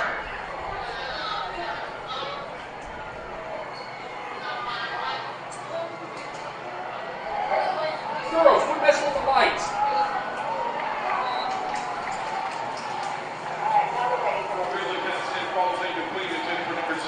Number 2, Morris Howard on the coverage for the Aces. Brings up 4th and 10 for the Grizzlies. Ball is marked at the east side 27 yard. I guess we'll leave the lights off. Figure out the problem there. Well, you know what? That's why they invented flashlights on cell phones. Kevin's got to go prehistoric and use his flashlight. There we go. So you can see the players. There we go, Kevin. Got to be able to read the program. Big brain movement by Kevin Orkin. We have a timeout here. Must have. There's no timeouts on the board. So we have a timeout with 2:28 to go here. Grizzlies on the march. Let's go ahead and take a timeout with them. Not the last one. Anyone but. Yeah, we'll be back. Stay with us. This is Grizzly football. What does it mean when people say America is a land of opportunity? It means the power to discover, to redefine yourself, To improve yourself. to challenge yourself. To realize there's more in you Than you ever knew. that you could do. Means giving people an open field to explore what they do best. With the best tools, The best training. the best technology in the world. We bring out the best in the people who serve. So you can be all you can be.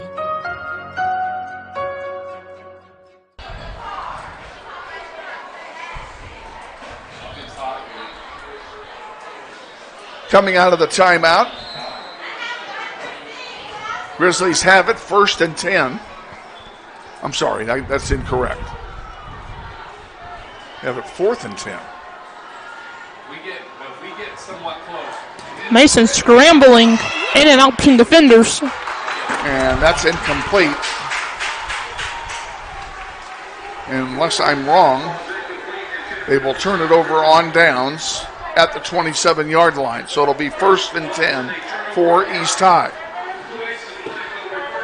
And we're still scoreless as we approach 2 minutes remaining in the first half.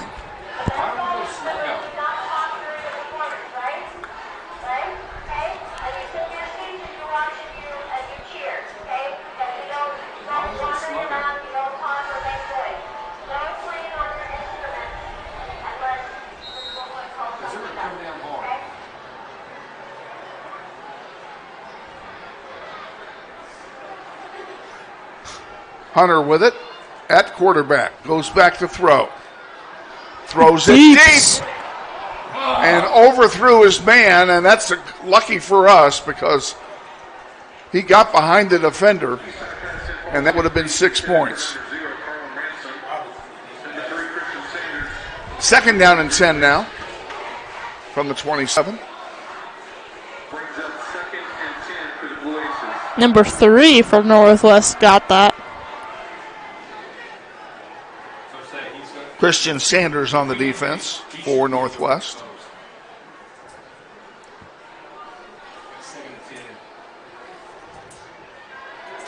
We got 7 seconds. Hunter and Bohannon in the backfield. They got lucky to get this play off. Oh, he caught it! Good throw, good catch. He got sacked in the process while throwing it. It'll be a 1st down at the 45 of Northwest on a play that, quite frankly, shouldn't have even been allowed because the play clock did expire.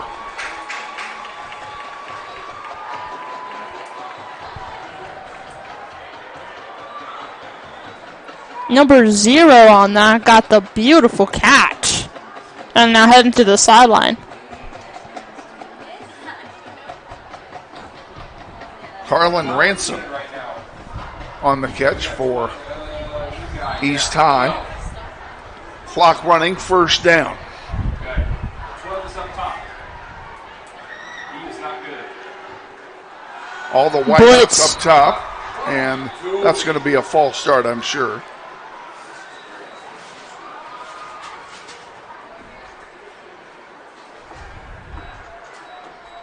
And East High starts walking backward. So it'll be 1st and 15 now from midfield. Offense number 14, 5-yard penalty, 1st down.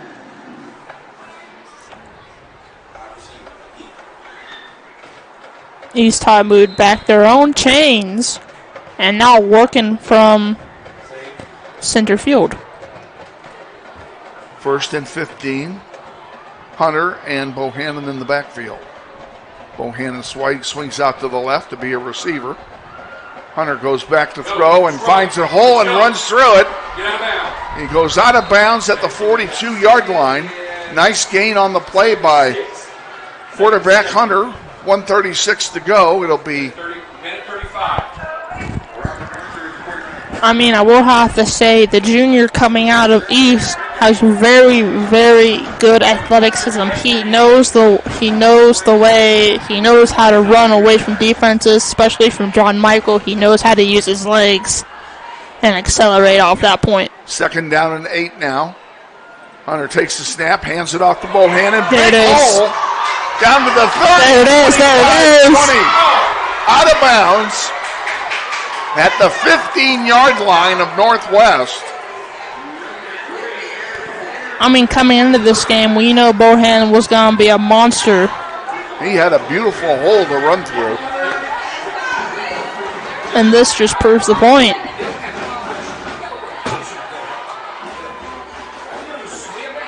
Both running backs are really fast, and they know what they're doing. 30-yard gain. First down and 10 to go.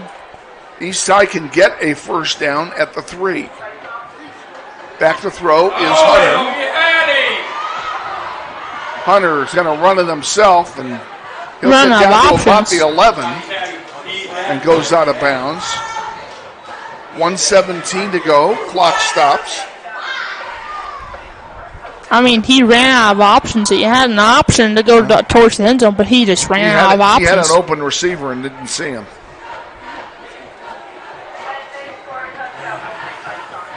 I mean, that's what Northwest defense does.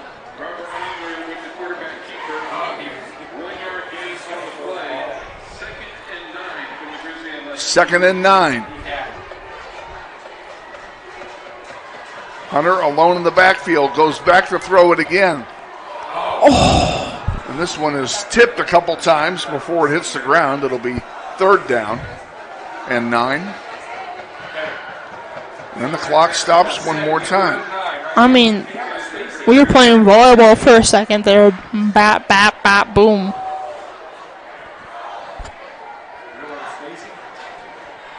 It would have been nice to get a volleyball spike in there, too. Blue Aces on the march. Grizzlies trying to hold them scoreless to halftime. Bohannon and Hunter. Hunter has the ball. He's going to throw it. He puts it up in the corner and overthrew his man. What is he doing? It'll be fourth down. Number 52 got that. Who got the quarterback? 4th and 9, then will they try a field goal here? Yes, it looks like they will. So they're going to try and break the Schneider. I mean, Hunter just threw her in the no man's land, and no one responded, which will result in a field goal. Of course, if they make it or not.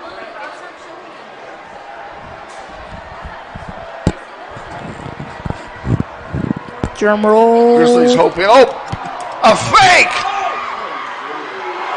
And down at the 15, the ball will turn over on downs.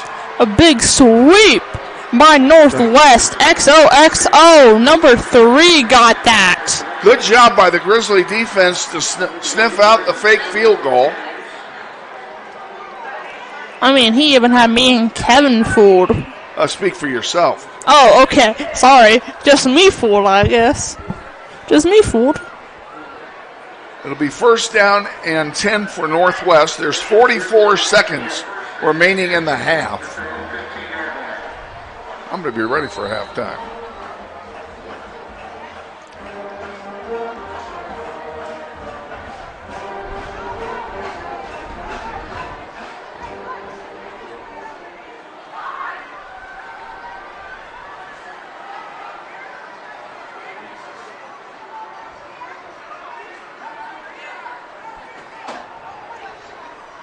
Mason and Fast in the backfield. Hand off to Fast, and he's wrapped up immediately by a host of Blue Aces. And for essentially no gain, maybe a loss of 1. And we get a flag. Looks like we have an unsportsmanlike flag on somebody.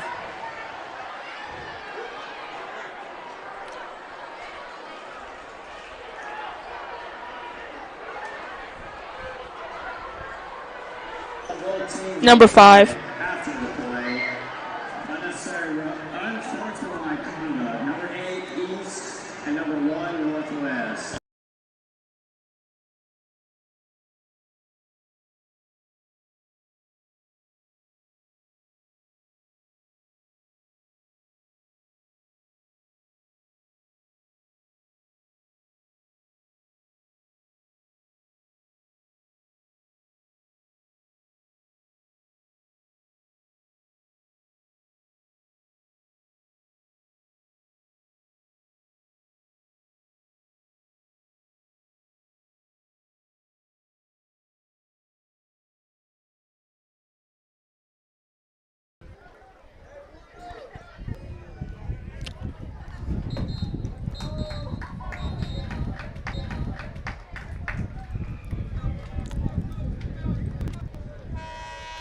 Well, back, ladies and gentlemen, to Northwest, and we are ready to resume play here. We're going to have a kickoff. That's where we left off here when everything got called earlier.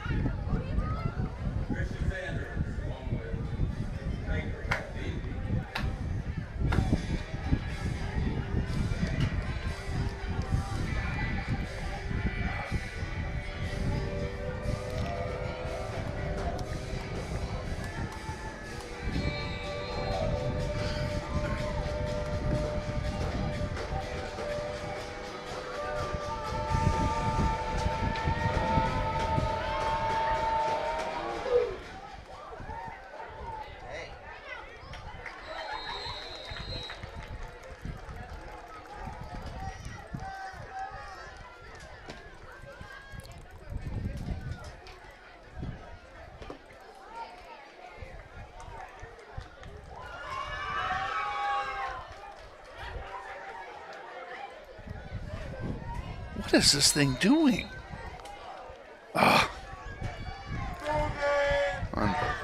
Okay, folks, we're going to go without graphics here for the rest of this first half. We're going to put the graphics back up at halftime. Let's get back to some football. You can relax for a bit.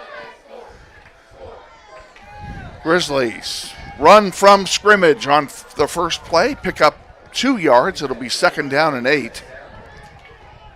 I do not understand.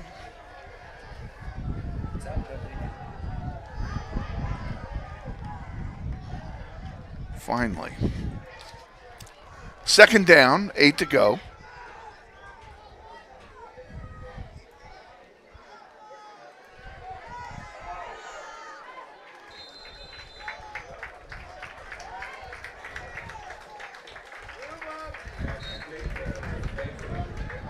First down for Northwest.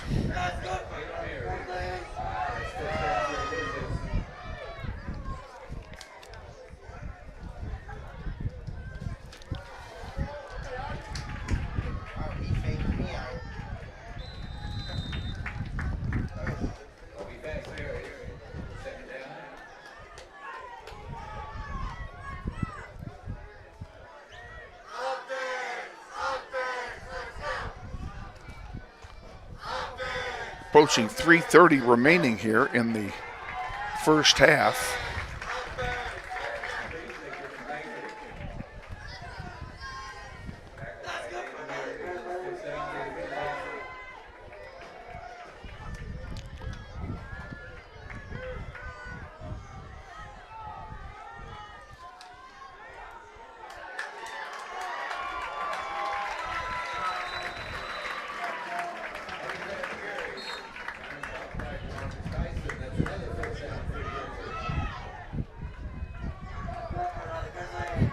All yours. Grizzlies have moved the ball inside to Junction City territory. And they have a first down. Mason looks over at his bench. Hands it off to Fast up the middle, picks up 5 yards. It'll be 2nd down and a long 5. Let's make it 6. 2nd and 6 to go. What's the matter? That's good. That's fine. You worried about the frame? Or what? Yeah, it's fine. The red frame's no problem. Say what? It's the 2nd quarter. And it's 2nd down and 7. And one of the teams has taken a timeout, and they haven't taken it off the boards, so I don't know who took it.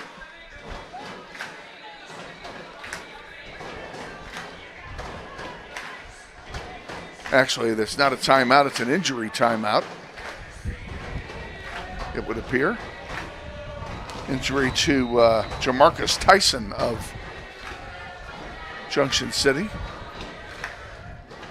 And he goes right back into the huddle.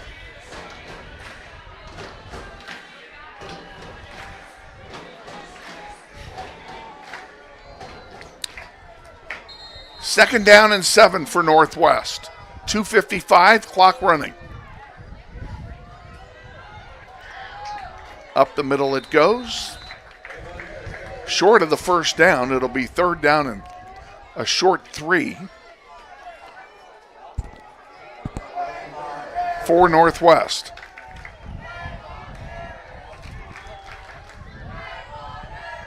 I'm sure they're going to run it.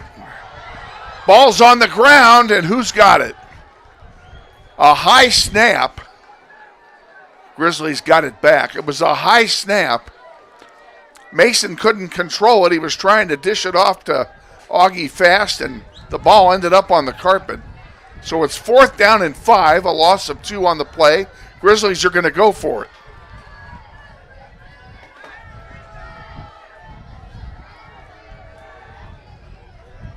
Mason takes a snap. He's going to throw it wide left, and it's dropped. Grizzlies will turn it over on downs. It'll be 1st and 10 for Junction City on the 39-yard line.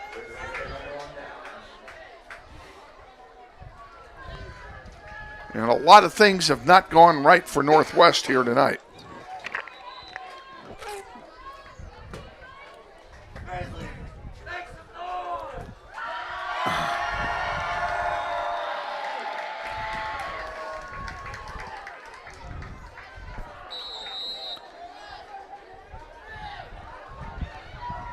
It's 21-12. Grizzlies trail. Gomez and Jamarcus Vorns are in the backfield for Junction City. Gomez is going to throw it, and he does. He throws it to Vorns, and incomplete at the 40-yard line. It'll be 2nd down and 10. Pretty good play they set up for Junction City, but it was well sniffed out by the defense of Northwest.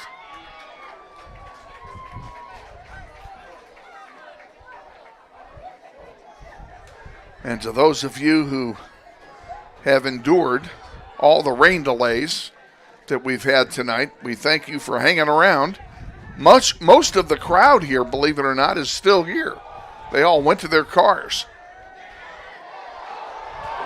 Loose ball on the ground, and Northwest has it. At midfield, 1st and 10 Northwest. They have 101 seconds to work with to try and maybe get some more points on the board.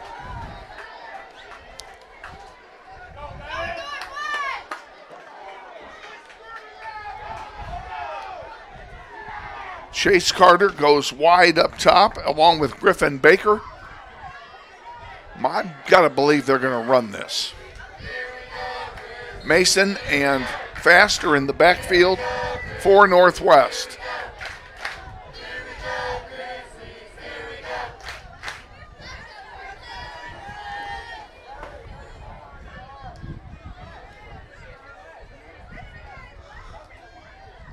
Another high snap. He gives it to Fast. Fast up the middle. Big hole.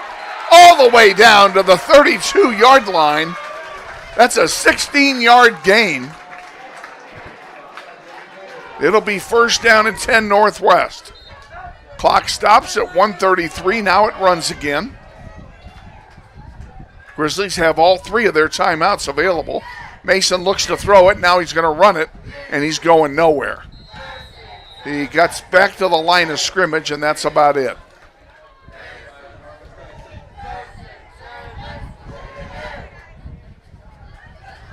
Clock continues to run. They're not using any timeouts yet.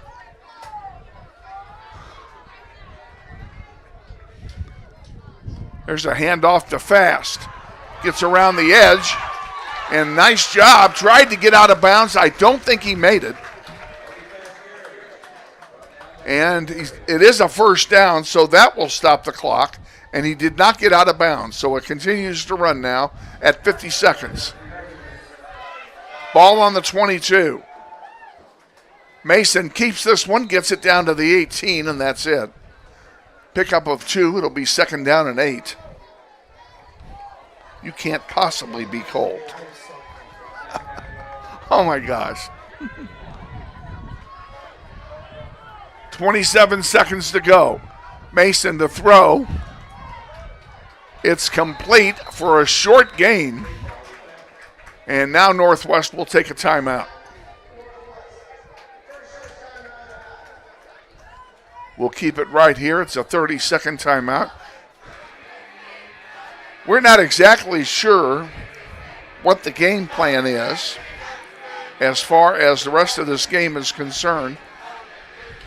If, in my opinion, for what little it's worth, if they were smart, they would skip halftime and go straight to the third quarter, because they will have only played 4 minutes of football, having come out of the second rain delay.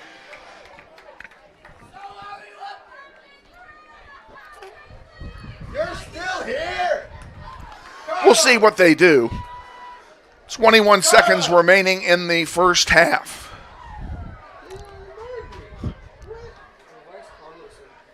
Mason is in the backfield by himself, so he's going to throw it.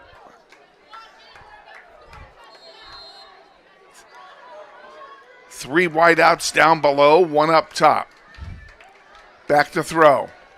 It is complete at the 10, to the 5, down to the 4-yard line. A timeout is taken by Northwest. And the Grizzlies will have it, 1st and goal to go. Oh, they're letting the clock run. What are you doing?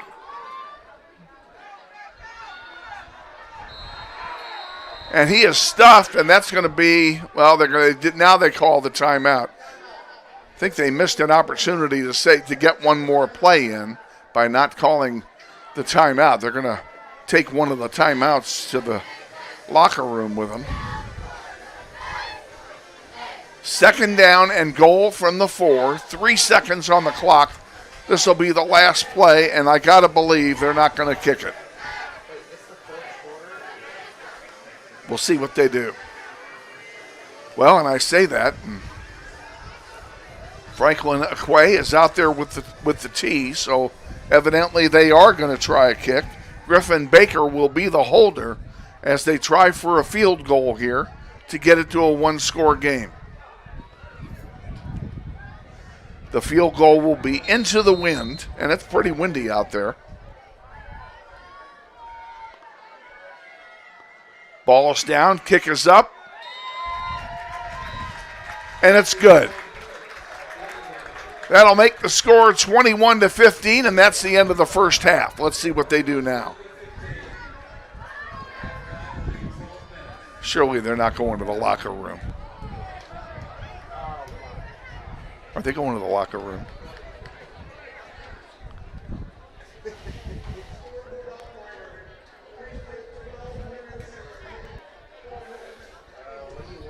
I didn't hear the PA announcer. Can you tell me what he said? They are doing a halftime. Well, they're doing a halftime. Anything to keep us here till midnight. You can close that, puppy. I don't know why that even came up.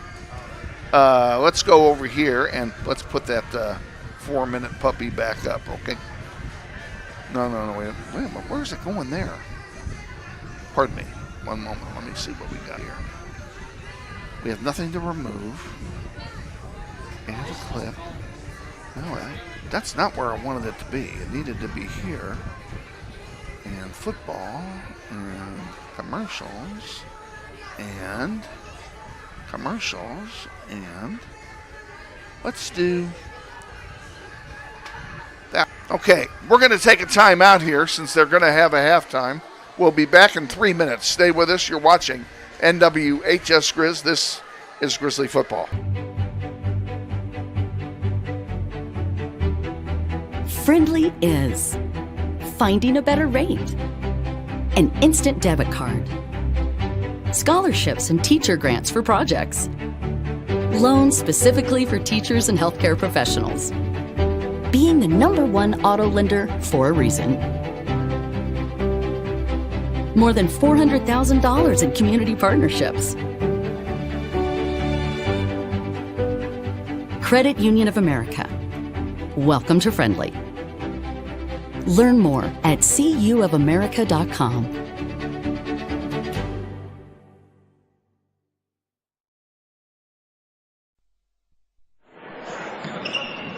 This may sound like a typical high school basketball game being played on a Friday night in Kansas.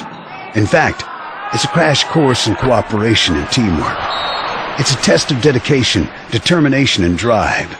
It's character development in action. If you think high school sports are only about competition, think about this. High school sports can play a critical role in a student's overall education. In fact, studies show that students who participate in school sports are more likely to enjoy greater levels of achievement in their academic lives. At the same time, playing sports helps teach lessons not covered in the classroom. Lessons like tolerance, respect for the rules, and the importance of supporting your community. High school sports, a winning part of a complete education. This message presented by the Kansas State High School Activities Association and the Kansas Interscholastic Athletic Administrators Association.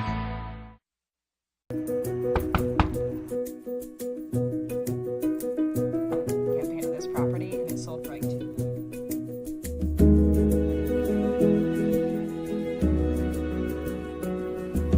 Shall we book it? Yeah. Yes. Yeah. Yes. I love it.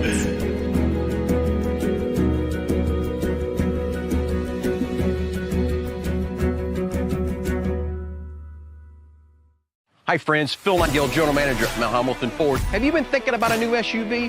Right now is a great time to buy a new Ford at the big corner of 119th and West Kellogg. EcoSport, Escape, Edge, Explorer, Expedition. Mount Hamilton Ford is sure to have the right vehicle to fit your size. And you know you can count on us with this great selection to find the right SUV at the best price to fit your budget. Check us out online or in person. Let us make your purchase easy with pickup and delivery right from your home or work. Mount Hamilton Ford, experience the difference. What does it mean when people say America is a land of opportunity? It means the power to discover, to redefine yourself, To improve yourself. to challenge yourself.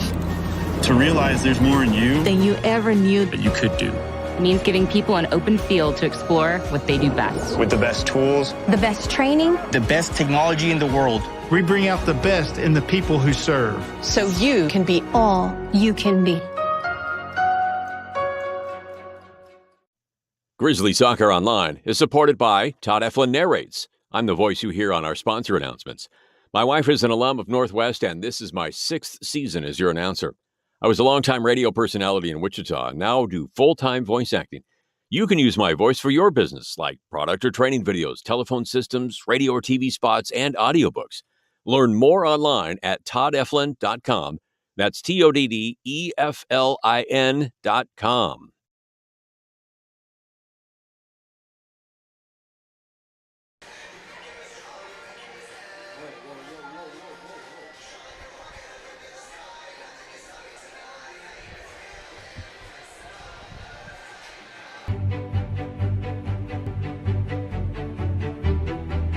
Friendly is finding a better rate, an instant debit card, scholarships and teacher grants for projects, loans specifically for teachers and healthcare professionals, being the #1 auto lender for a reason.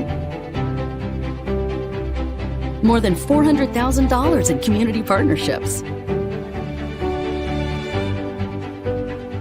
Credit Union of America.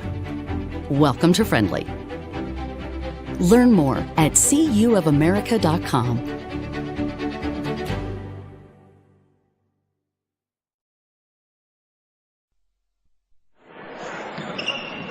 This may sound like a typical high school basketball game being played on a Friday night in Kansas.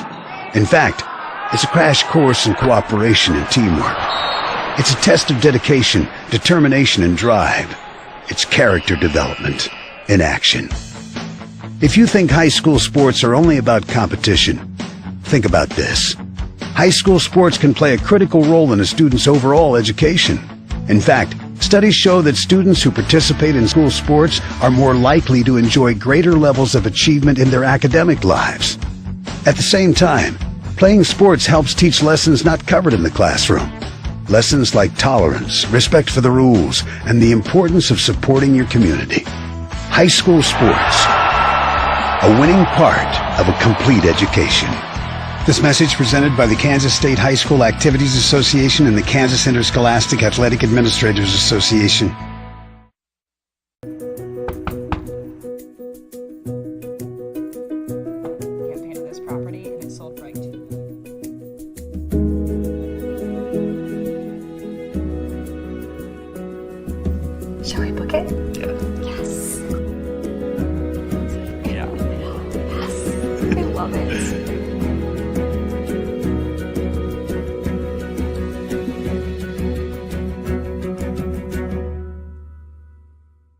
Hi friends, Phil Nightingale, General Manager at Mount Hamilton Ford. Have you been thinking about a new SUV?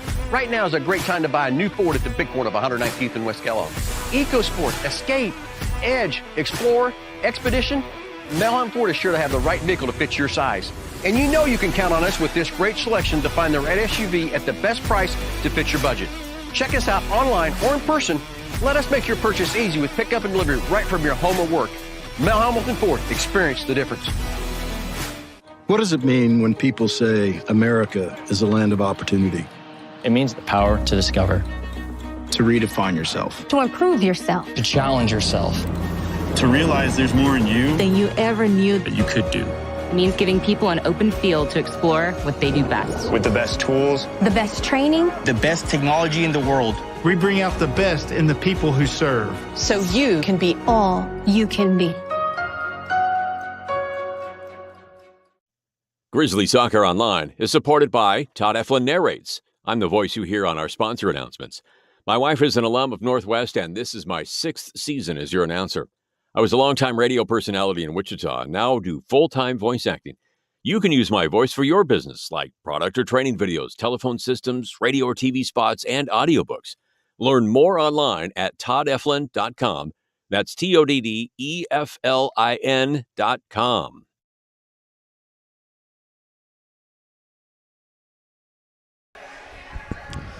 Welcome back to Northwest High, where we're counting down halftime.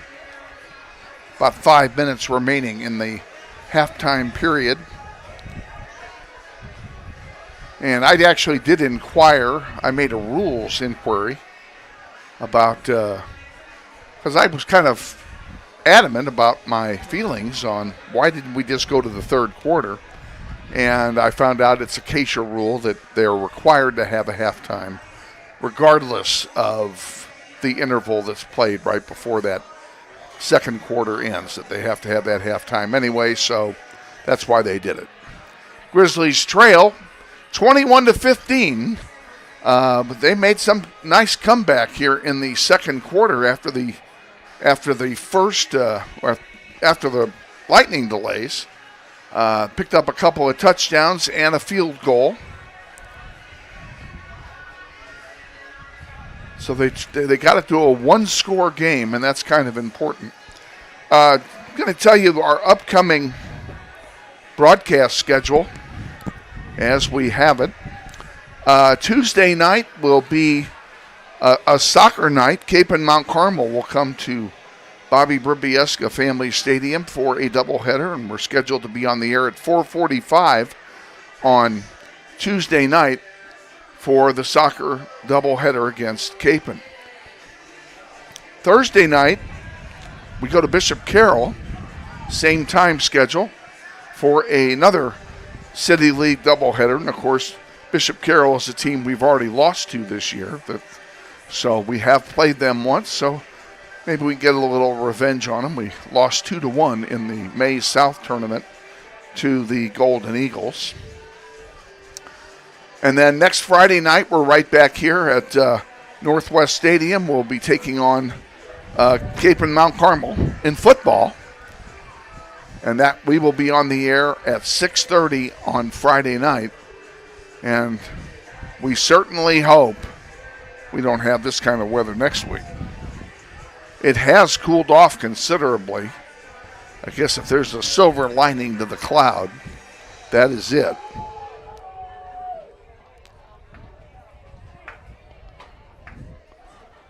And the temperature now in Wichita, it was the temperature here was 98 when I first got here to set up our equipment. That was about 4:30, and it's now down to 81. So it's gotten into the comfort zone almost at 81 degrees.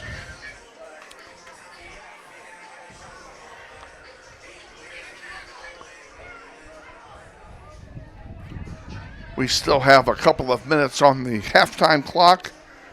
Didn't have a halftime show. They sent the band home. So there was no halftime performance by the band tonight.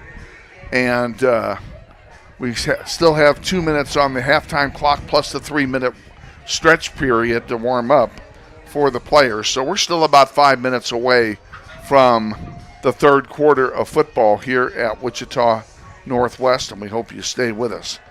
I'm going to give the old voice a break here, give you a little Silent Sunday. We'll see you in a couple minutes.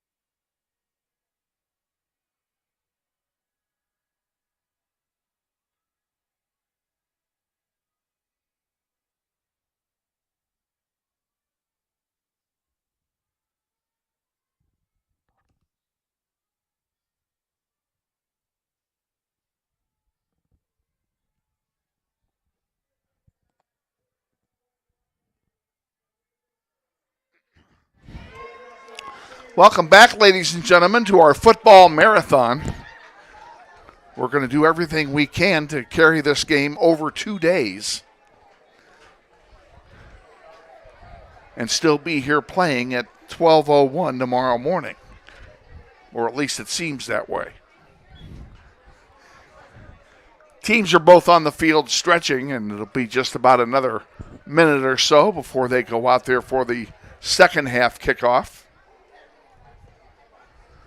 Grizzlies will get the ball to start the second half.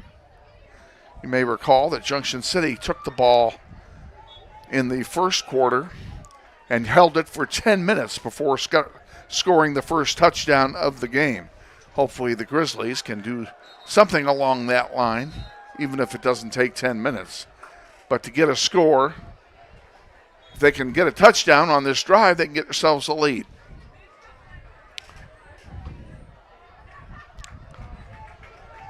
Grizzlies come over to their bench to the applause of the many spectators who, quite frankly, did not go home. They stayed here. Some went into the gym for the second lightning delay, and many just went to their cars and listened to the radio.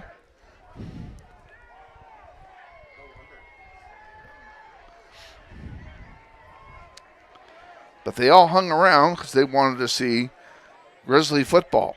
And we thank all of you for staying with us and bearing with us. apologize again for the audio outage that we had. We were not aware of it.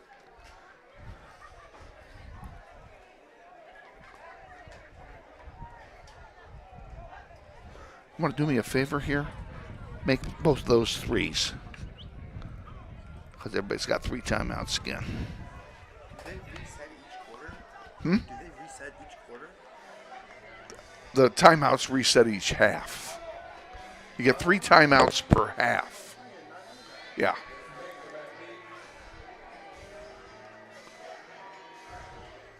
Heilman set to kick it off for Junction City.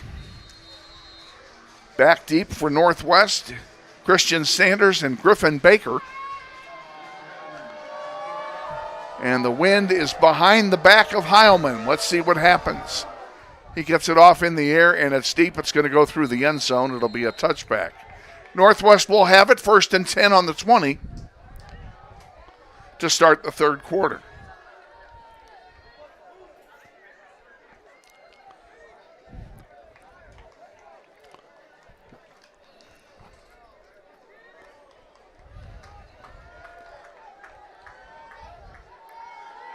Mason and Fast again in the backfield. Carter and Griffin up top.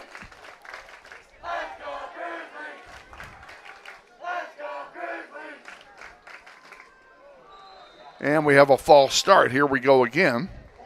First penalty of the 3rd quarter. That'll move it back 5 yards. It'll be 1st down and 15 to go.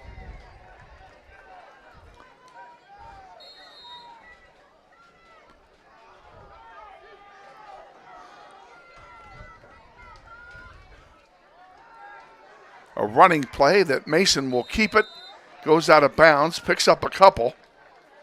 It'll be 2nd down and 13.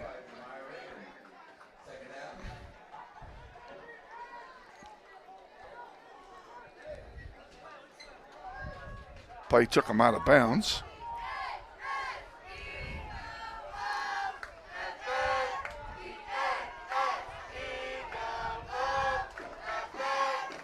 Once again, Mason back to throw it. Throws it up the middle, and it's caught by Griffin Baker at the 38-yard line. Great throw and catch, 1st down Northwest. What's the matter? I want to see if I could put my eye and look through it. Oh.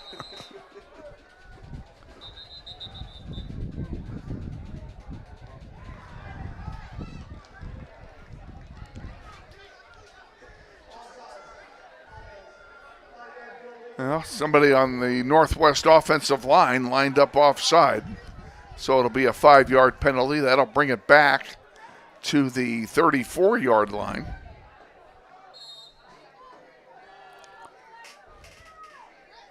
First down and 15 now for Northwest.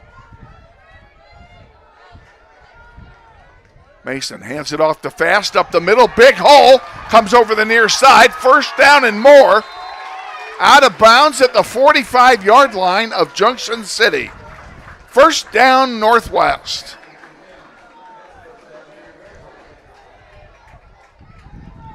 $21-yard gain by Fast on that play. Now Mason will keep it and run it up the middle. He gets big yardage. Down to the 35. They mark him at the 36. It'll be 2nd down and 1. And the Grizzlies are on the move here in this first possession of the 2nd half. Augie Fast again, spin move, goes down, gets a yard. He may have enough for the 1st down. We'll see where they mark it. He needed to get to the 35. And it looks like they're going to spot it just short.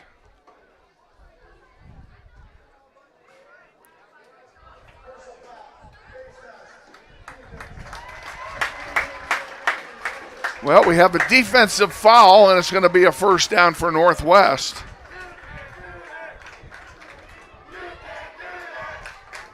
I didn't see what they did, to be quite honest with you. Ball's down to the 20-yard line. 1st down and 10 to go for Northwest. High snap. Handed off to Fast. Fast picks up 5 yards to the 15. It'll be 2nd down and 5 to go.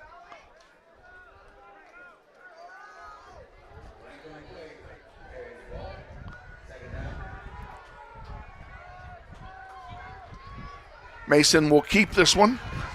He's got first down yardage out of bounds at the 9-yard line. It'll be 1st down and goal. This started at the 20-yard line. The Grizzlies have quickly moved downfield.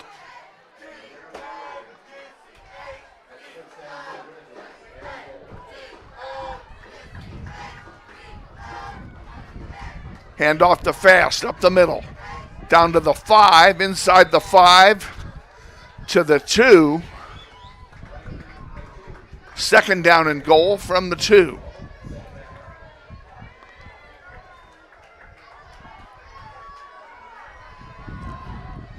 Fast gets stuffed in the middle. He didn't get it. In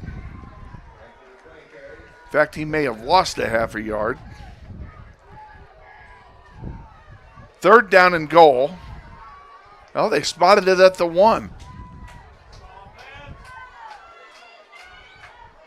3rd and a yard for 6 points. Mason takes it, keeps it, touchdown. Jalen Mason gets the touchdown for Northwest, and we're tied at 21. Now here's a big point after. Franklin Aquay to make the attempt at the extra point. Griffin Baker will be the holder.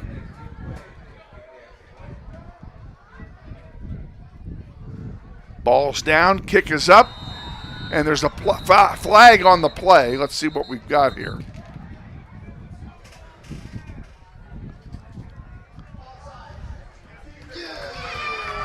Defensive offside. They'll get another try at it. I don't think he made it anyway. Huh? No, he gets another try. They move it half the distance to the goal, and he gets another try.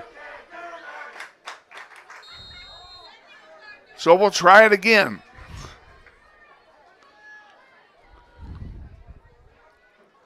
Ball's down, kick is up, and it's good. 9:34 remaining in the 3rd quarter. Grizzlies take the lead for the first time tonight, 22-21. We'll be back with the kickoff after this quick timeout. Go up here. Go to football. Anyone. We'll be back. This is Grizzly football. What does it mean when people say America is a land of opportunity? It means the power to discover, To redefine yourself. To improve yourself. to challenge yourself. To realize there's more in you Than you ever knew. that you could do. Means giving people an open field to explore what they do best. With the best tools, The best training. the best technology in the world. We bring out the best in the people who serve. So you can be all you can be.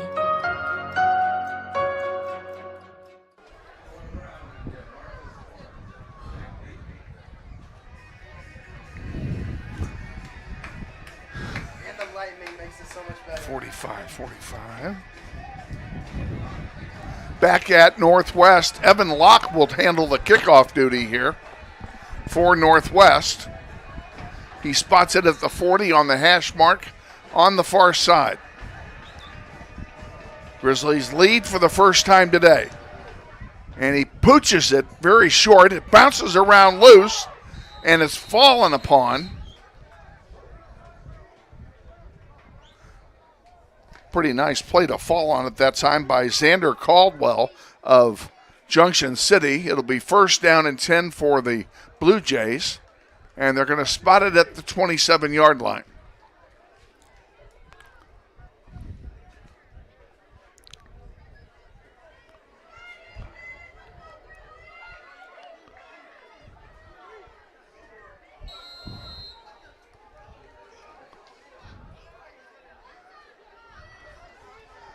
Gomez in the backfield at quarterback in the spread. 3 wideouts up top. Handoff up the middle. a short gain of maybe 2 yards. It'll be 2nd down and 8.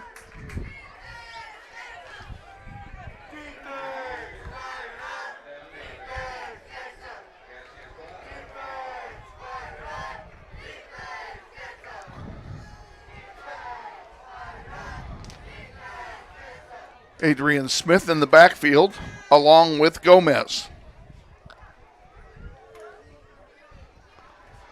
Gomez looking to throw, throws it, complete, close to a 1st down across the 35-yard line, and it is a 1st down. 1st and 10 for the Blue Jays. They spot it at the 38-yard line. Clock running, 8:40 to go, 3rd quarter. Up the middle. Smith picks up a couple. It'll be 2nd down and 7. Ball's on the 39.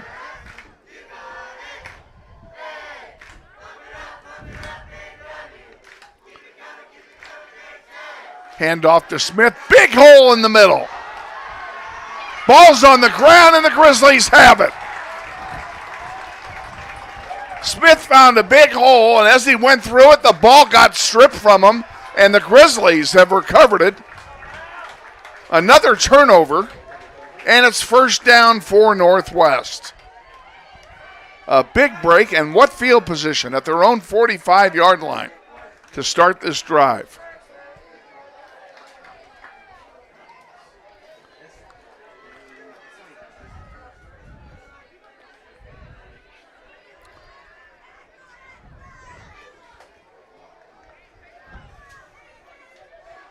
Augie Fast in the backfield behind Jalen Mason. 3 wideouts up top for Northwest. Mason has it, hands it off to Fast. Fast is going to pick up maybe a yard. It'll be 2nd down and 9 from the 45.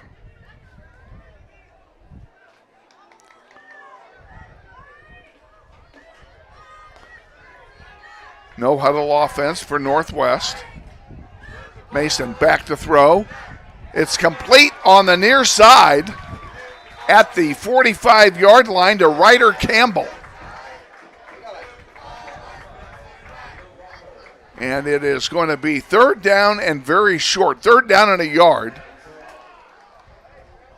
And the Grizzlies waste no time again. This time Mason will take it. He's got the 1st down and a bunch more. 30, 25, 20, 10, 5. Touchdown! 47 yards for Jalen Mason.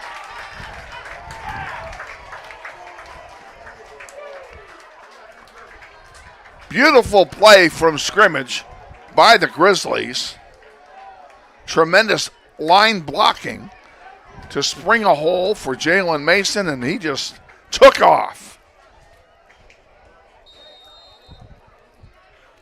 On for the extra point is Franklin Akwe. Ball's down, kick is up, and it's good. 7:15 remaining in the 3rd quarter. It's Grizzlies 29 and Junction City 21. We'll be back for the kickoff after this. Stay with us. You're watching Grizzly. Grizzly Pride Booster Club supports academic, athletics, and fine arts programs at Northwest High School. The Booster Club has donated more than $35,000 to students and staff at Northwest. They have purchased equipment, uniforms, classroom supplies, and teacher grants, and provided approximately $7,000 a year in food costs for school activities and athletic events. They would like to invite you to become a member of Grizzly Pride by volunteering at a school event.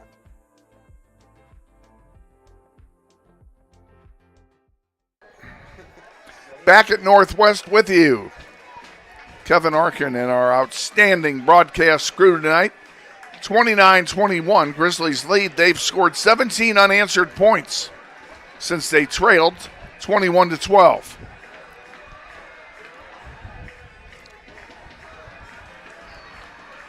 Getting set for the kickoff.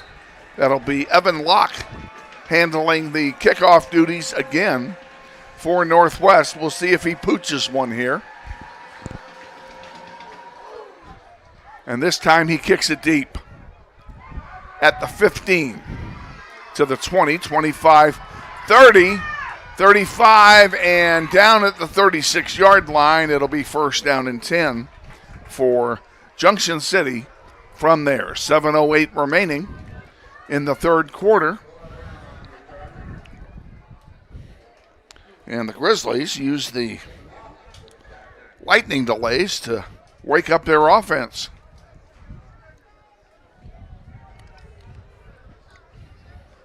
And their defense has done a good job since then as well. Gomez is in the backfield with Smith. 3 wideouts on the near side now, none up top. And now they're switching around here as they change the play. Gomez back to throw it. And he throws it over the middle, incomplete. Second down and 10.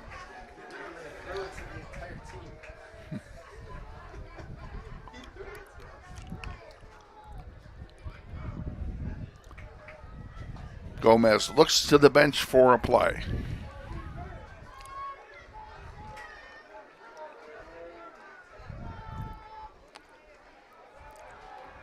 And a throw to the near side.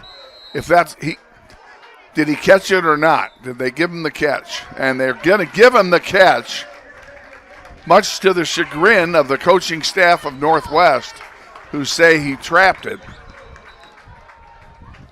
Now there's going to be a discussion among the refs as to whether or not that's a catch.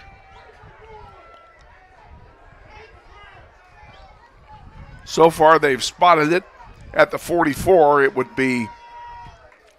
would not be a first down. It would be a third down. And they've ruled it incomplete. It'll be third down and 10. And I think that's the right call. I thought that ball hit the ground as well.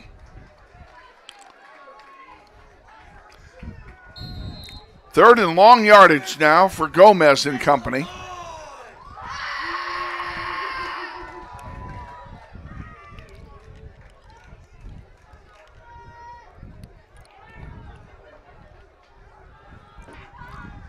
Snaps back. He's going to throw it.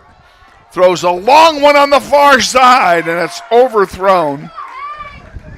Fourth down coming up and 10. We'll see how they play it.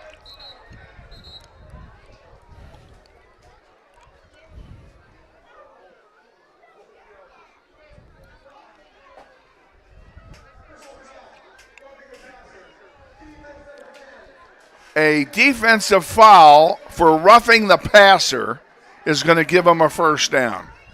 Very unfortunate.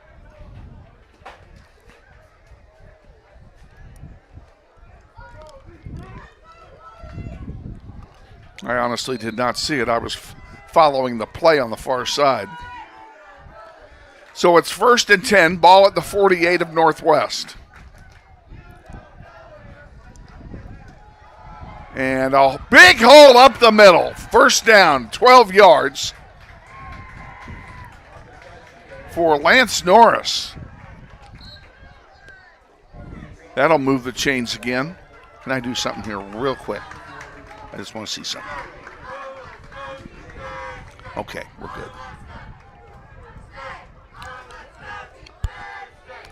First and 10. Handoff to Smith up the middle, another big hole. And he picks up, looks like 6 or 7. We're going to give him 7. It'll be second down and 3.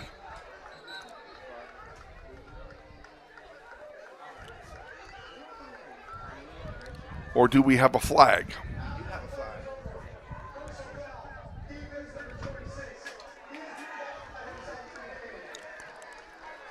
Okay, I did not hear what he said. What was the foul? Another personal foul on Northwest. And Northwest is just taking a timeout, and I know what this is for. There's going to be some words exchanged about stupid fouls.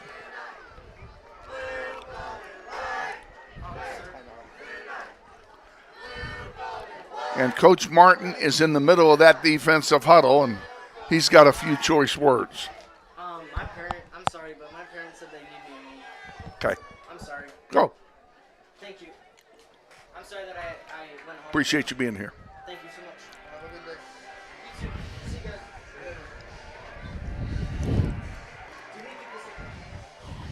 Hey, what? No, keep it open.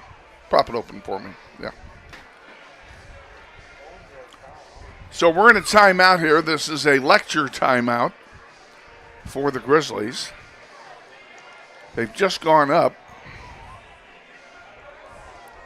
Yeah, we'll skip it this time. They've gone up by 8 points, and now they're trying to give the field away here with multiple major penalties.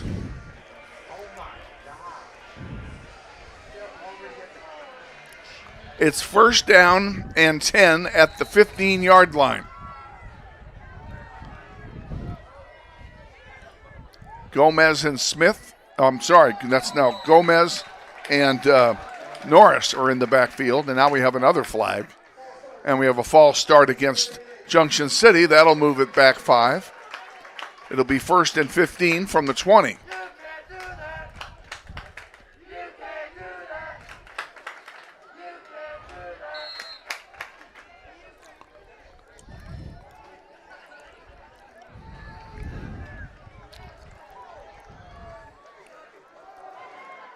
Hand off to Norris. He gets around the right side and picks up decent yardage. Picks up 7. It'll be second down and 8.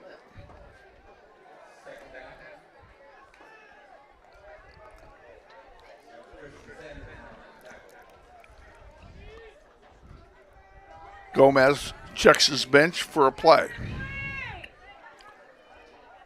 And he's going to hand this one off to Norris right up the middle. And Norris will pick up maybe 2.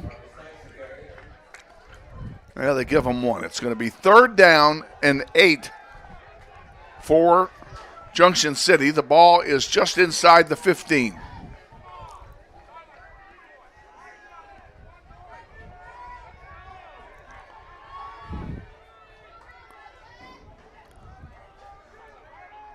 Gomez is in the backfield by himself. Now Norris comes back there with him. And the handoff is to Norris. He sweeps right. And he's going to be short, well short of first down yardage. It's going to be fourth down and 5. Here's a big play.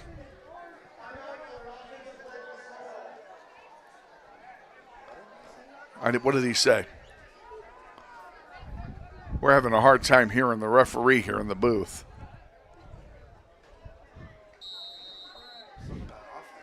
Okay. It looks like, well, it looks to me like they're going to go for it. Gomez stays in the game. Nothing but receivers in the pattern. Now he looks for the play. Got the ball, goes back to throw it. Throws it deep. Oh, that ball should be incomplete. Now we have flags.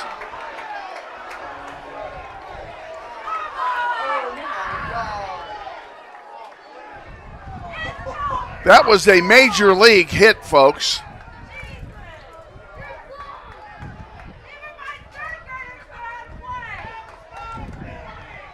We'll see what the flag is for. If that's a personal foul, that's a bad call.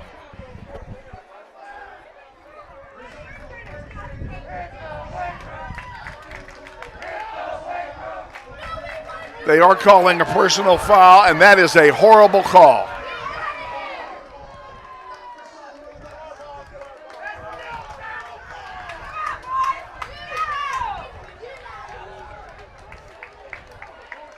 So the play counted. This is the way it worked out. The play counted They called the personal foul after the play was over, and I don't think it was over either. Okay, it'll be Northwest ball, but they moved it back half the distance to the goal because of the personal foul call. So that's where we're at. It's 1st down and 10 for Northwest, and the ball should be at or about the 12-yard line. Actually, they're going to put it on the 8.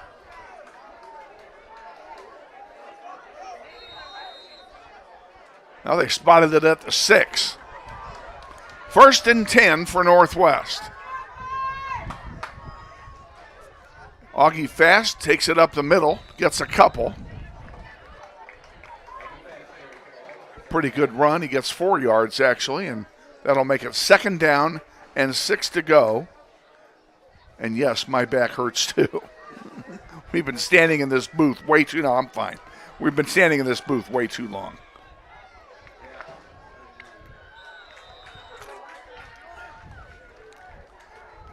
Another run up the middle.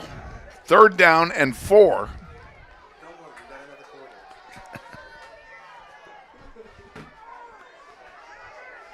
Third and 4. This is a big play for Northwest.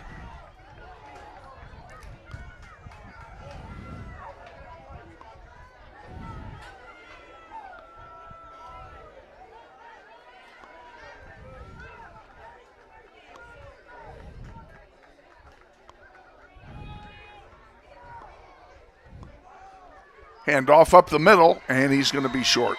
Well short. And Franklin Aquay comes in. He's going to punt. It's going to be a difficult punt for him because it's into a stiff breeze, and he's deep in his own territory. He's standing at his own 4-yard line. And they went for it and almost got it. And the Grizzlies are lucky they got a good bounce. And it's going to turn out to be a pretty decent punt down to the 47-yard line. So that's a punt of 40 yards. And, you know, given the pressure he was under, that's a good punt. 1st and 10 for Junction City with 2:41 to go in the 3rd quarter.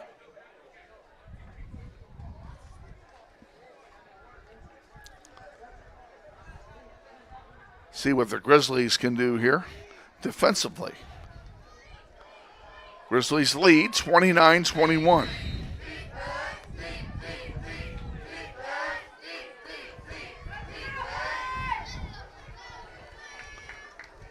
Handoff up the middle, and not much there. Probably got to the line of scrimmage, and that's it. Was Norris.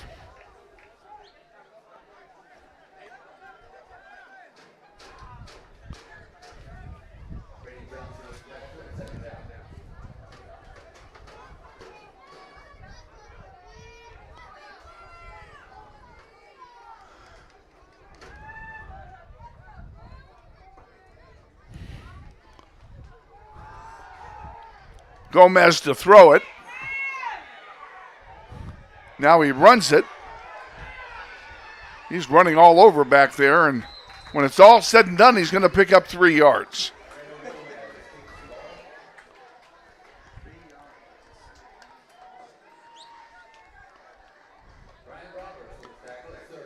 Third down and 5 now for Junction City. Gomez and Aaron Woods is in the backfield now with him, number 23.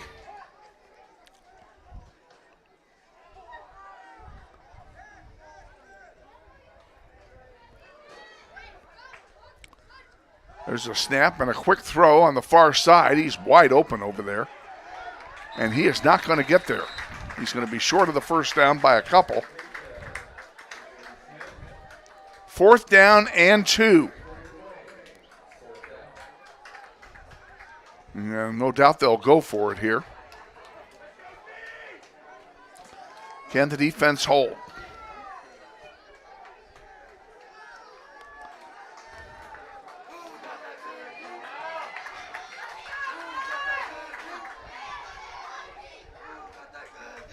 Gomez and Woods in the back.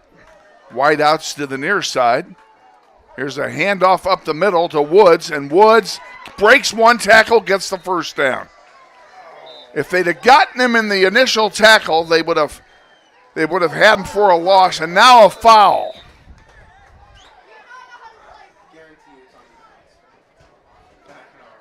I'm going to have to break out the Tide detergent because there's been an awful lot of laundry on the ground tonight.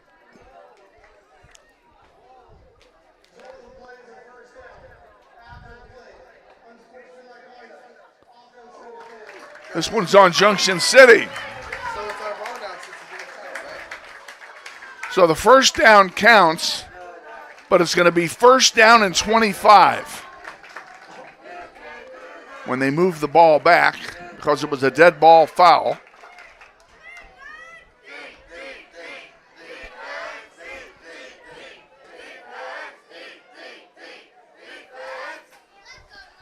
Ball's all the way back to the 44-yard line. 1 minute, 5 seconds remaining in third quarter.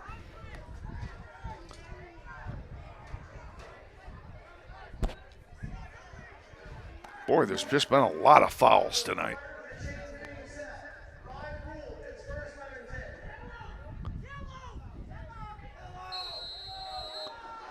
And they wind the clock.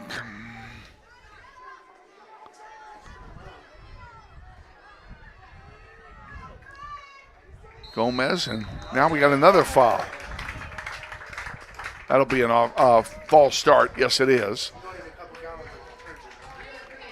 And evidently, I was wrong about the personal foul being a 15-yarder after the play because they gave him 1st and 10. Now it's 1st and 15. They did penalize him the yardage, but it was still 1st and 10. So that's on me. I was incorrect.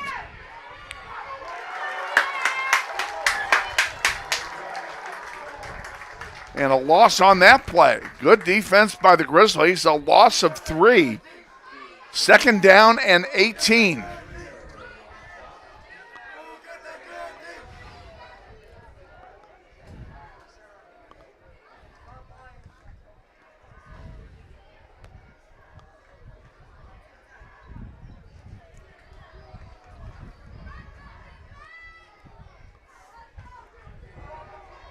The snap. There's Gomez looking to throw it. Now he's looking to get rid of it, and he just did. He just threw it away. I don't know if that ball made it to the line of scrimmage or not.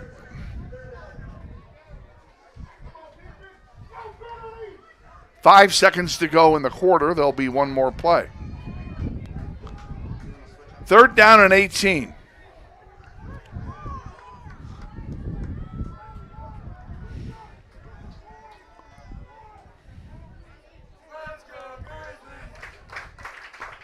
Grizzly defense looking to hold here and force a punt.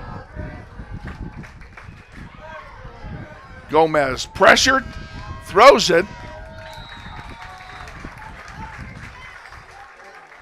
And I believe the ball was caught. It was by Ty Yates. It'll be 4th down and 9. And that is the end of the third quarter.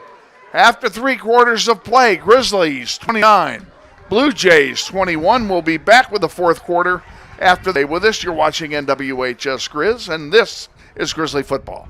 What does it mean when people say America is a land of opportunity? It means the power to discover, to redefine yourself, To improve yourself. to challenge yourself. To realize there's more in you Than you ever knew. that you could do. It means giving people an open field to explore what they do best. With the best tools, The best training. the best technology in the world. We bring out the best in the people who serve. So you can be all you can be. You want to change that to fourth quarter? There you go. And take one timeout away from Northwest. We only have 2 left. There we go.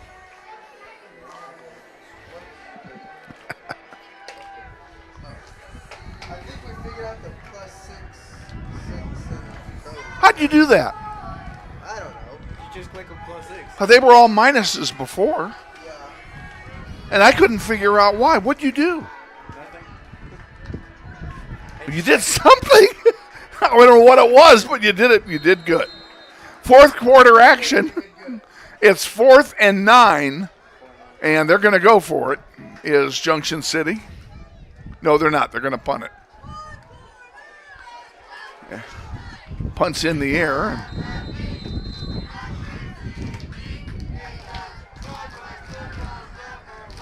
Punt went out of bounds, and they're still moving. It's going to be at the 30. Looks like the 30-yard line is where Northwest will start this drive as we open up here in the fourth quarter of play.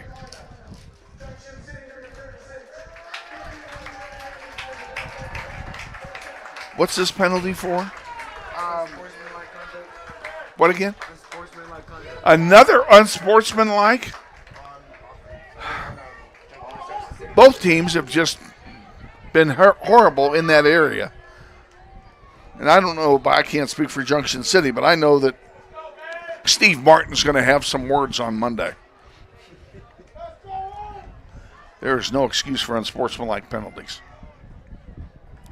So it is 1st down and 10, the ball out to the 45-yard line now. Mason looks for a play. Got it, hands it off to Fast, up the middle, and he gets a couple yards. My mom just called me, can I? Yeah. I don't know about you, but 66, the one in the middle absolutely false started. Oh, really? I literally jumped. Really? Yeah. No. I swear. 2nd down and 6 from the 49.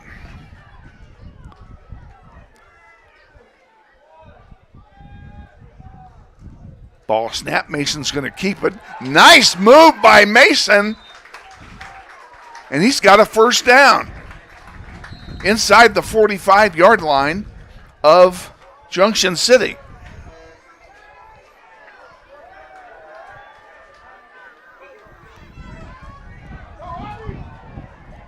Augie Fast up the middle. Picks up 3 or 4.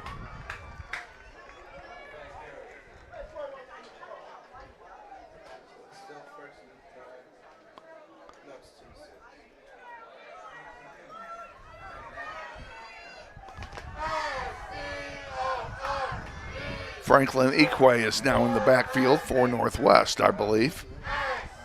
This time Mason will keep it. Nice hole on the left side for Mason, and he's got another 1st down. At the 27-yard line. Clock running, 10:20 to go in the fourth quarter. Grizzlies up by 8. And this one's going nowhere. Augie Fast is tackled for a loss. I'm sorry, that was Franklin Equa. He's tackled for a 2-yard loss. It'll be 2nd down and 12 at the 29.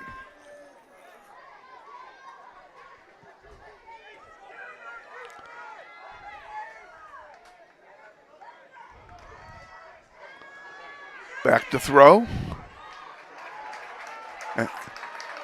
That puppy is caught and is being run all the way in. Touchdown, Northwest. Wow. Chase Carter, I believe, on the reception. And give him credit for the run afterwards because he dragged the defender with him all the way to the end zone. Now Equa will be on for the extra point. Griffin Baker, the holder.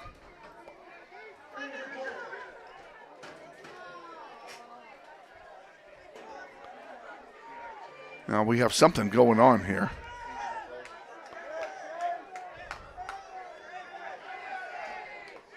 There seems to be some confusion here. I don't even understand it myself. For some reason, Equa had to come out, and Evan Locke is now going to go in and try the extra point.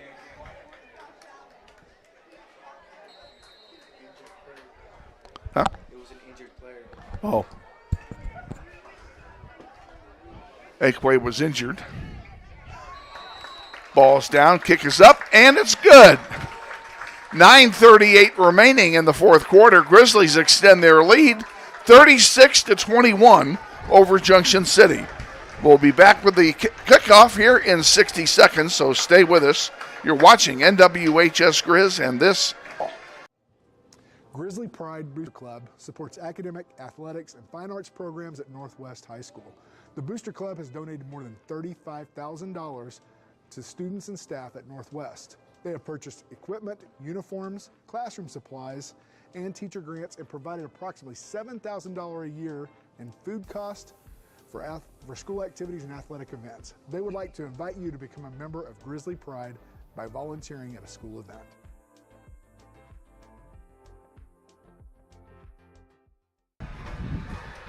Back at Northwest, where the Grizzlies have extended their lead now, 24 unanswered points since they trailed 21-12.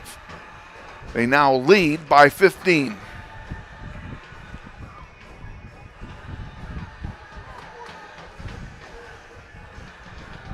Off to a slow start with the Grizzlies, but boy, did they come roaring back tonight.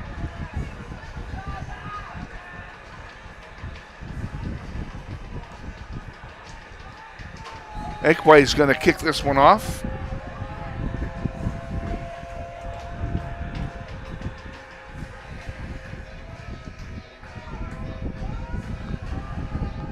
And here we go. In the air, it's deep. And taken at, I'm sorry, folks, I lost sight of the ball. I think it's a touchback. I literally lost sight of the ball. That's what happens when you have old eyes, boys. Sometimes you don't see everything.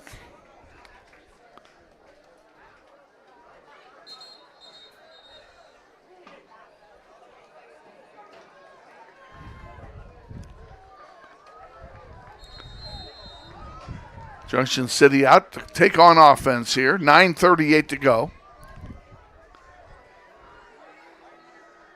And an empty backfield except for Gomez. He's going to throw it. And he does, and wide open on the far side. And dragging a defender with him all the way down to the 41-yard line. Great play from Junction City. Throw, catch, and run. Beautifully done.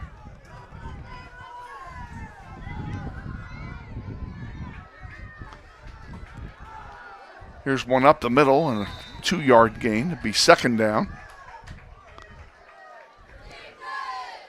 And 8 to go.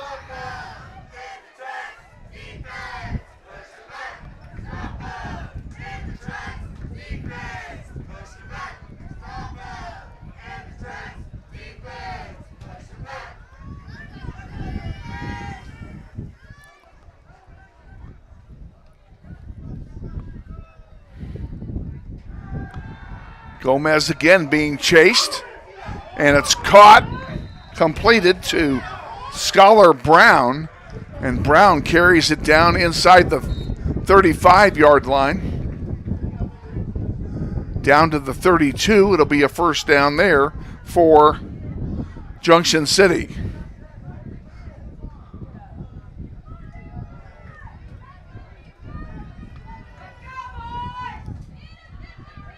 High snap. Gomez has it. He's going to throw it again, and it's caught. Short of the first down. He got 7 on the play. It'll be second down and 3 yards to go.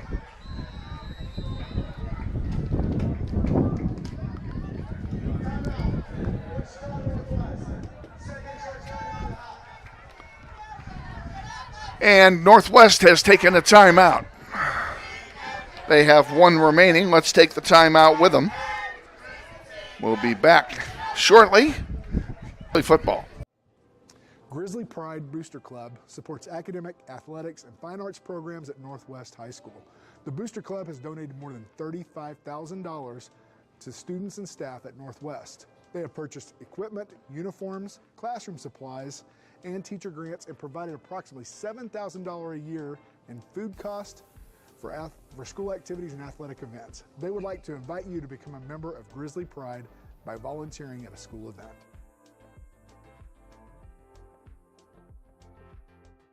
Seconds.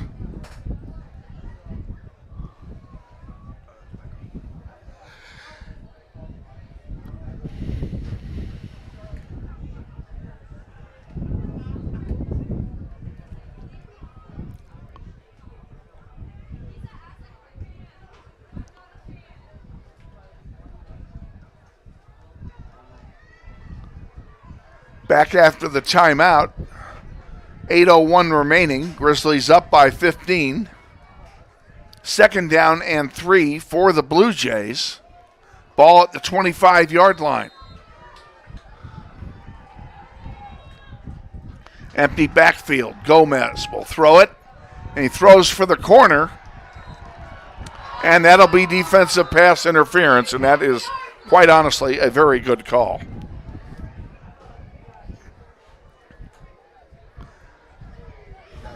Defender was all over the back of the would-be receiver. I think that was Quavon Harris. I'm not sure. It'll be a first down. Let's see where they spot it.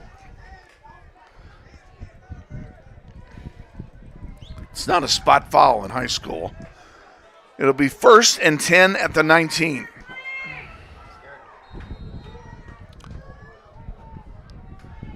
Gomez and Woods are in the backfield. I'm going to change my mind and tell you that's Norris, not Woods. And a running play is going to get down to about the 6.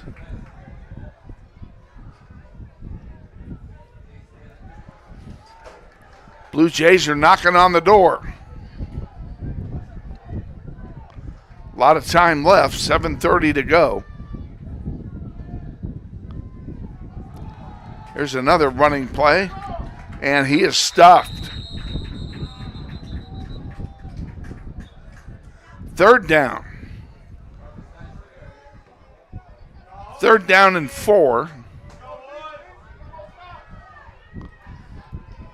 Ball spotted at the 6.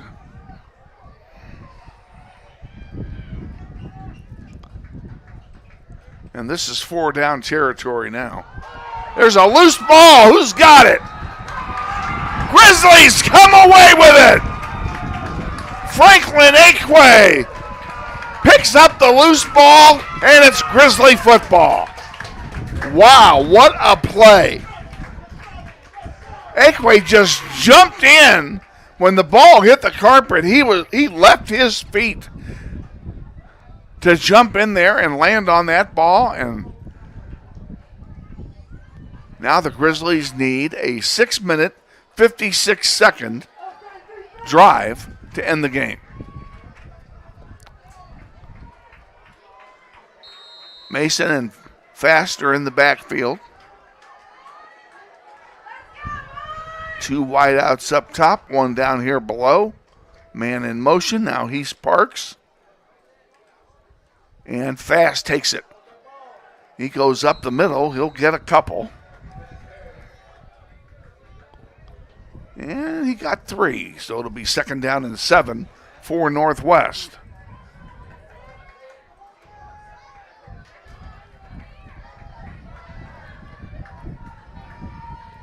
And we'll check out what's going on over here on the bench. And Mason does not need to be in any kind of a hurry to run plays here. He can burn some clock. There's a loose ball, and it's kicked out of the end zone. That'll be a penalty and a safety. That's unfortunate. Well, we've seen a little bit of everything.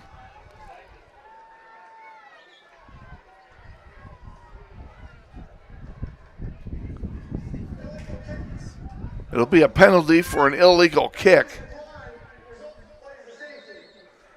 And it is a safety. So that'll make it 36-23 And the Grizzlies will have to give the ball up now. They'll punt it from the 20-yard line.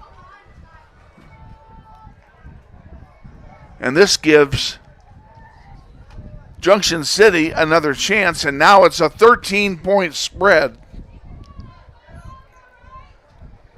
Those 2 points could end up being very big here later on in this quarter.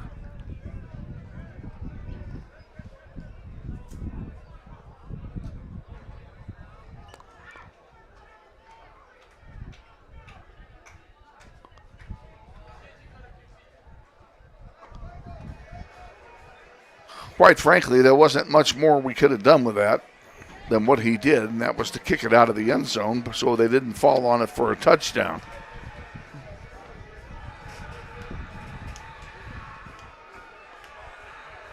They've already gotten one defensive score. Grizzlies have held their offense pretty much in check tonight, point-wise anyway. The offense has only gotten 14 points for Junction City, but they've picked up 9 elsewhere. Akwe is going out there to handle the kick.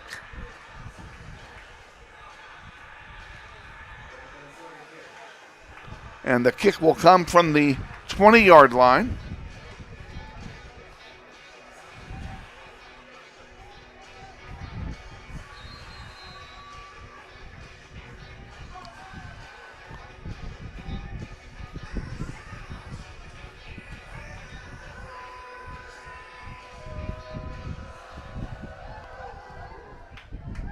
Pretty good boot. Really good boot.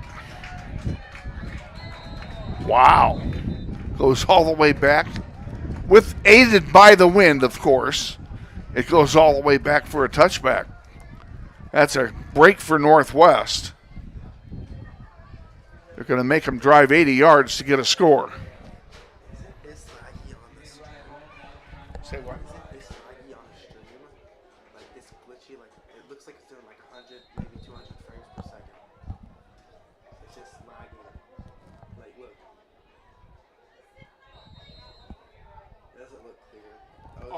What you're saying is it's doing this? Yeah. Yeah. Is it that extreme? It probably is not going out that way.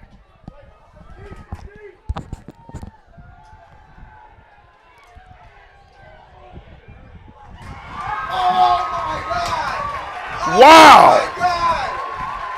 Oh my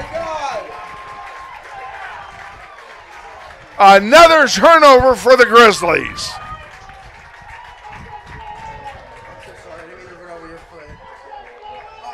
This has been the weirdest game ever tonight. Turnovers abound. The Grizzlies boot it out of the end zone after a bad snap, then get a touchback, and then on the next play they get the ball back. And they'll have first down at the 48 of Junction City. And now they can run some more clock. This has just been a weird game. It'd be nice if the Grizzlies could score again and put this game on ice. Hand off to Augie Fast. He goes up the middle, picks up 4 yards.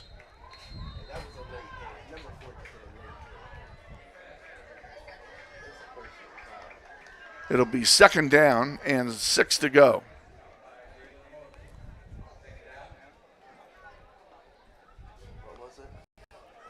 Second and 6.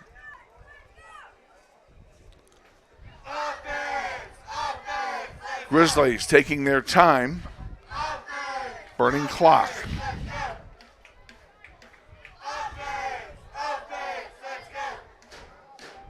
There's the snap. Hand off to Fast again. He goes on the right side.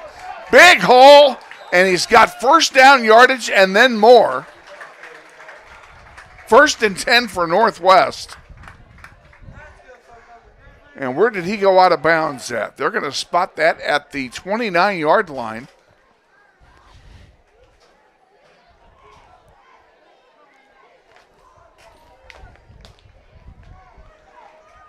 And it's 1st and 10.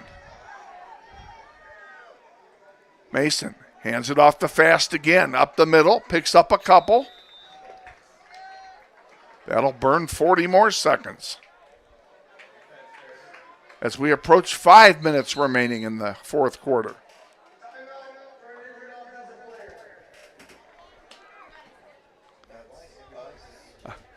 What did he just say? I didn't hear it. Oh.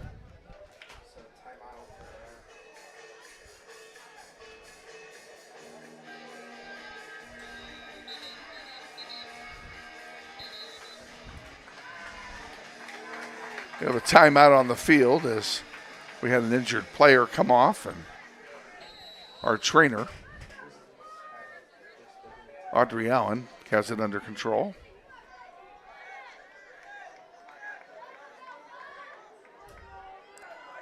Second and 8. Mason up the middle. Drives it for 2 or 3 more.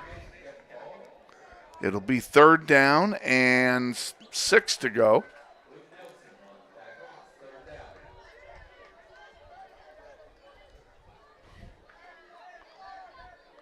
Clock running. Blue Jays have all 3 of their timeouts left. Grizzlies have 1 remaining.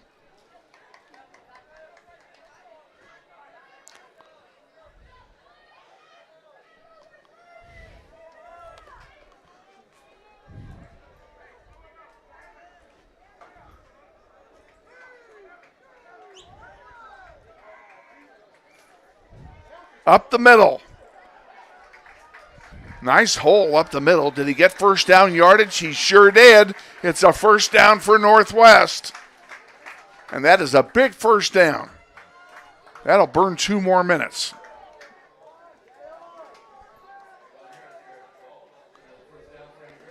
This may end up being a war of attrition here, but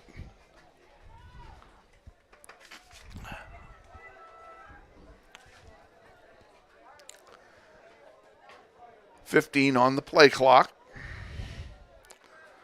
3:35 on the game clock.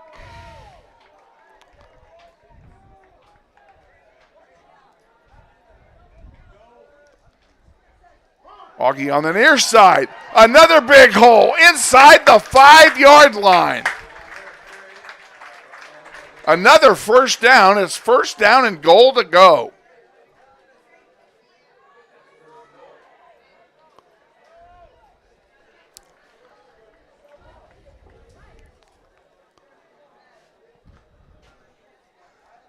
And the clock now ticking down to 3 minutes.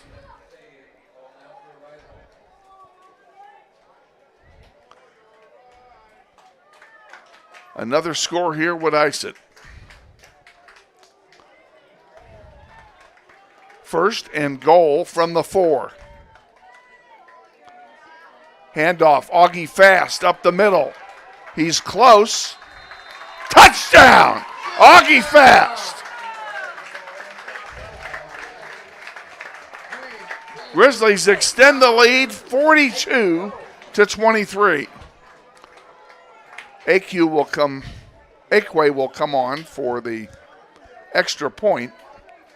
Griffin Baker will be the holder.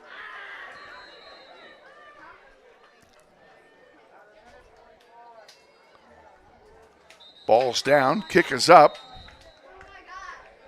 Well, no, it's not.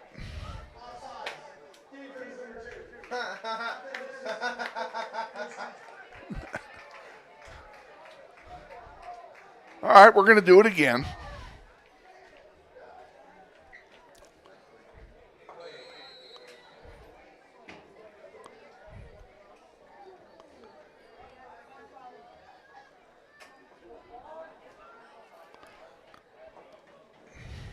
Ball's down, kick is up. And it's good. With 2:37 remaining, it's Northwest 43 and Junction City 23. We'll be back for the kickoff after this. Stay with us. You're watching NWHS Grizz. What does it mean when people say America is a land of opportunity? It means the power to discover, to redefine yourself, To improve yourself. to challenge yourself. To realize there's more in you than you ever knew that you could do. It means giving people an open field to explore what they do best. With the best tools, the best training, the best technology in the world. We bring out the best in the people who serve. So you can be all you can be. I don't think so. You know, some schools have a tradition where they do push-ups. They do a push-up for every point on the scoreboard.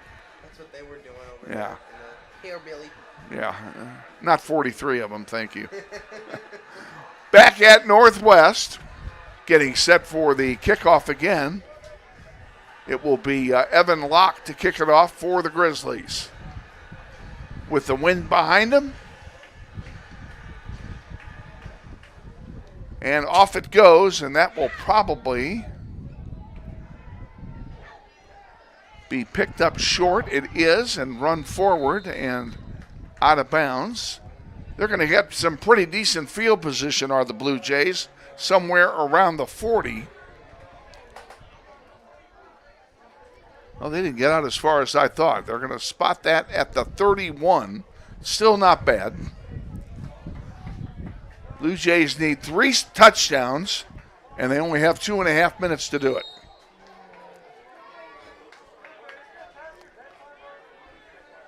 Gomez is in the backfield by himself. 3 wideouts down here in front of us. And Gomez takes it himself and is tackled for a loss in the backfield. It's a 2-yard loss. It'll be 2nd down and 12. And what's even better than that is it keeps the clock moving.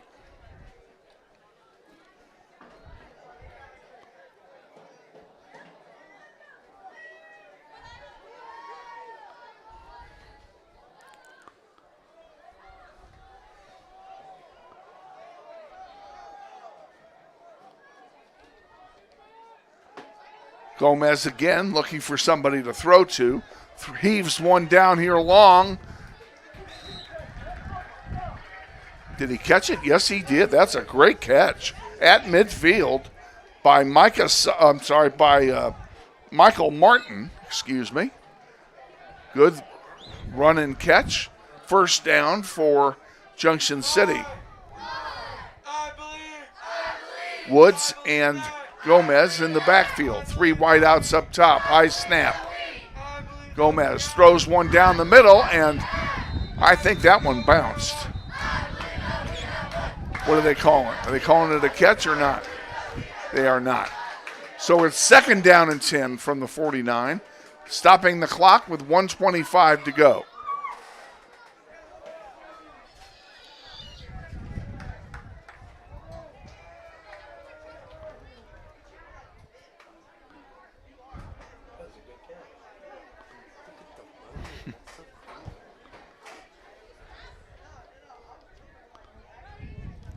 Low snap on the ground. Picked up there by Gomez, and they just collapse on him. That play had no chance of doing anything. Once the ball hit the ground, it's going to be a big loss. 3rd down.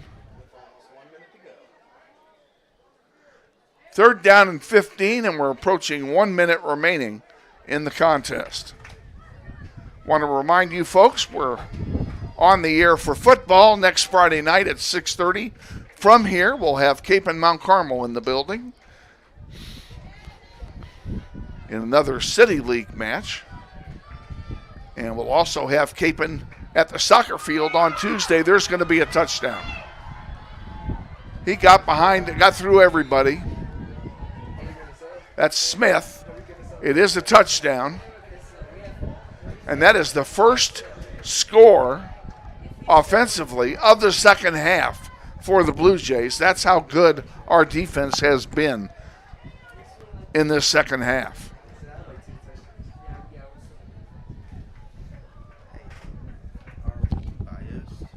Are we what? Like doing this just for them, or are we just commentating everything?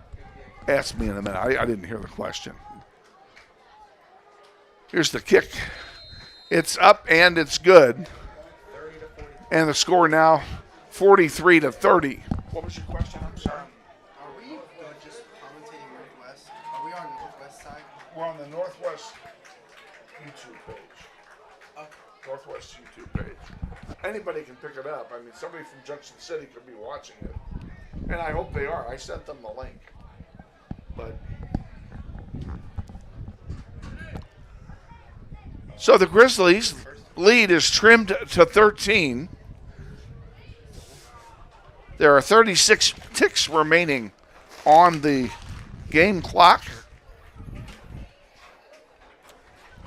And then we're going to pack it up and go home. This is going to be the shortest ending you've ever seen, folks. I never expected to get home well after midnight tonight. I still got to go home. That's the part. Yeah. I still got to drive home. I hope they play the music the whole thing. Going back deep for Northwest is Augie Fast. That's interesting.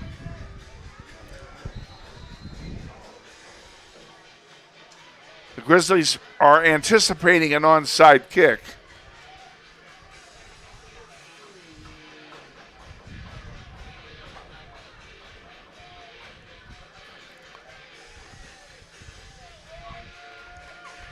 Any time now. There we go. And it's a pooch kick. And caught there by Quavon Harris. And that will probably do it. 1st and 10 for Northwest.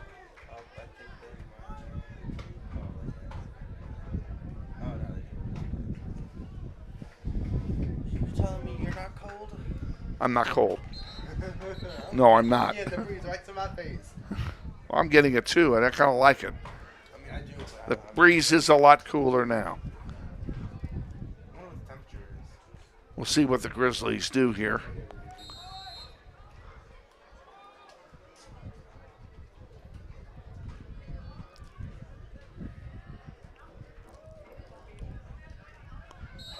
That's a smart play. Grizzlies go into a genuflect offense. Now,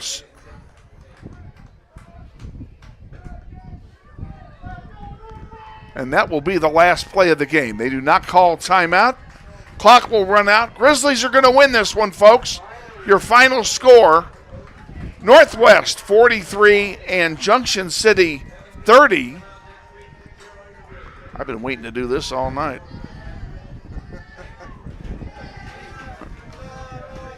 For our outstanding crew, this is Kevin Arkin saying good night from Northwest High. We'll look forward to seeing you folks Tuesday for soccer and next Friday for football, both against Cape and Mount Carmel.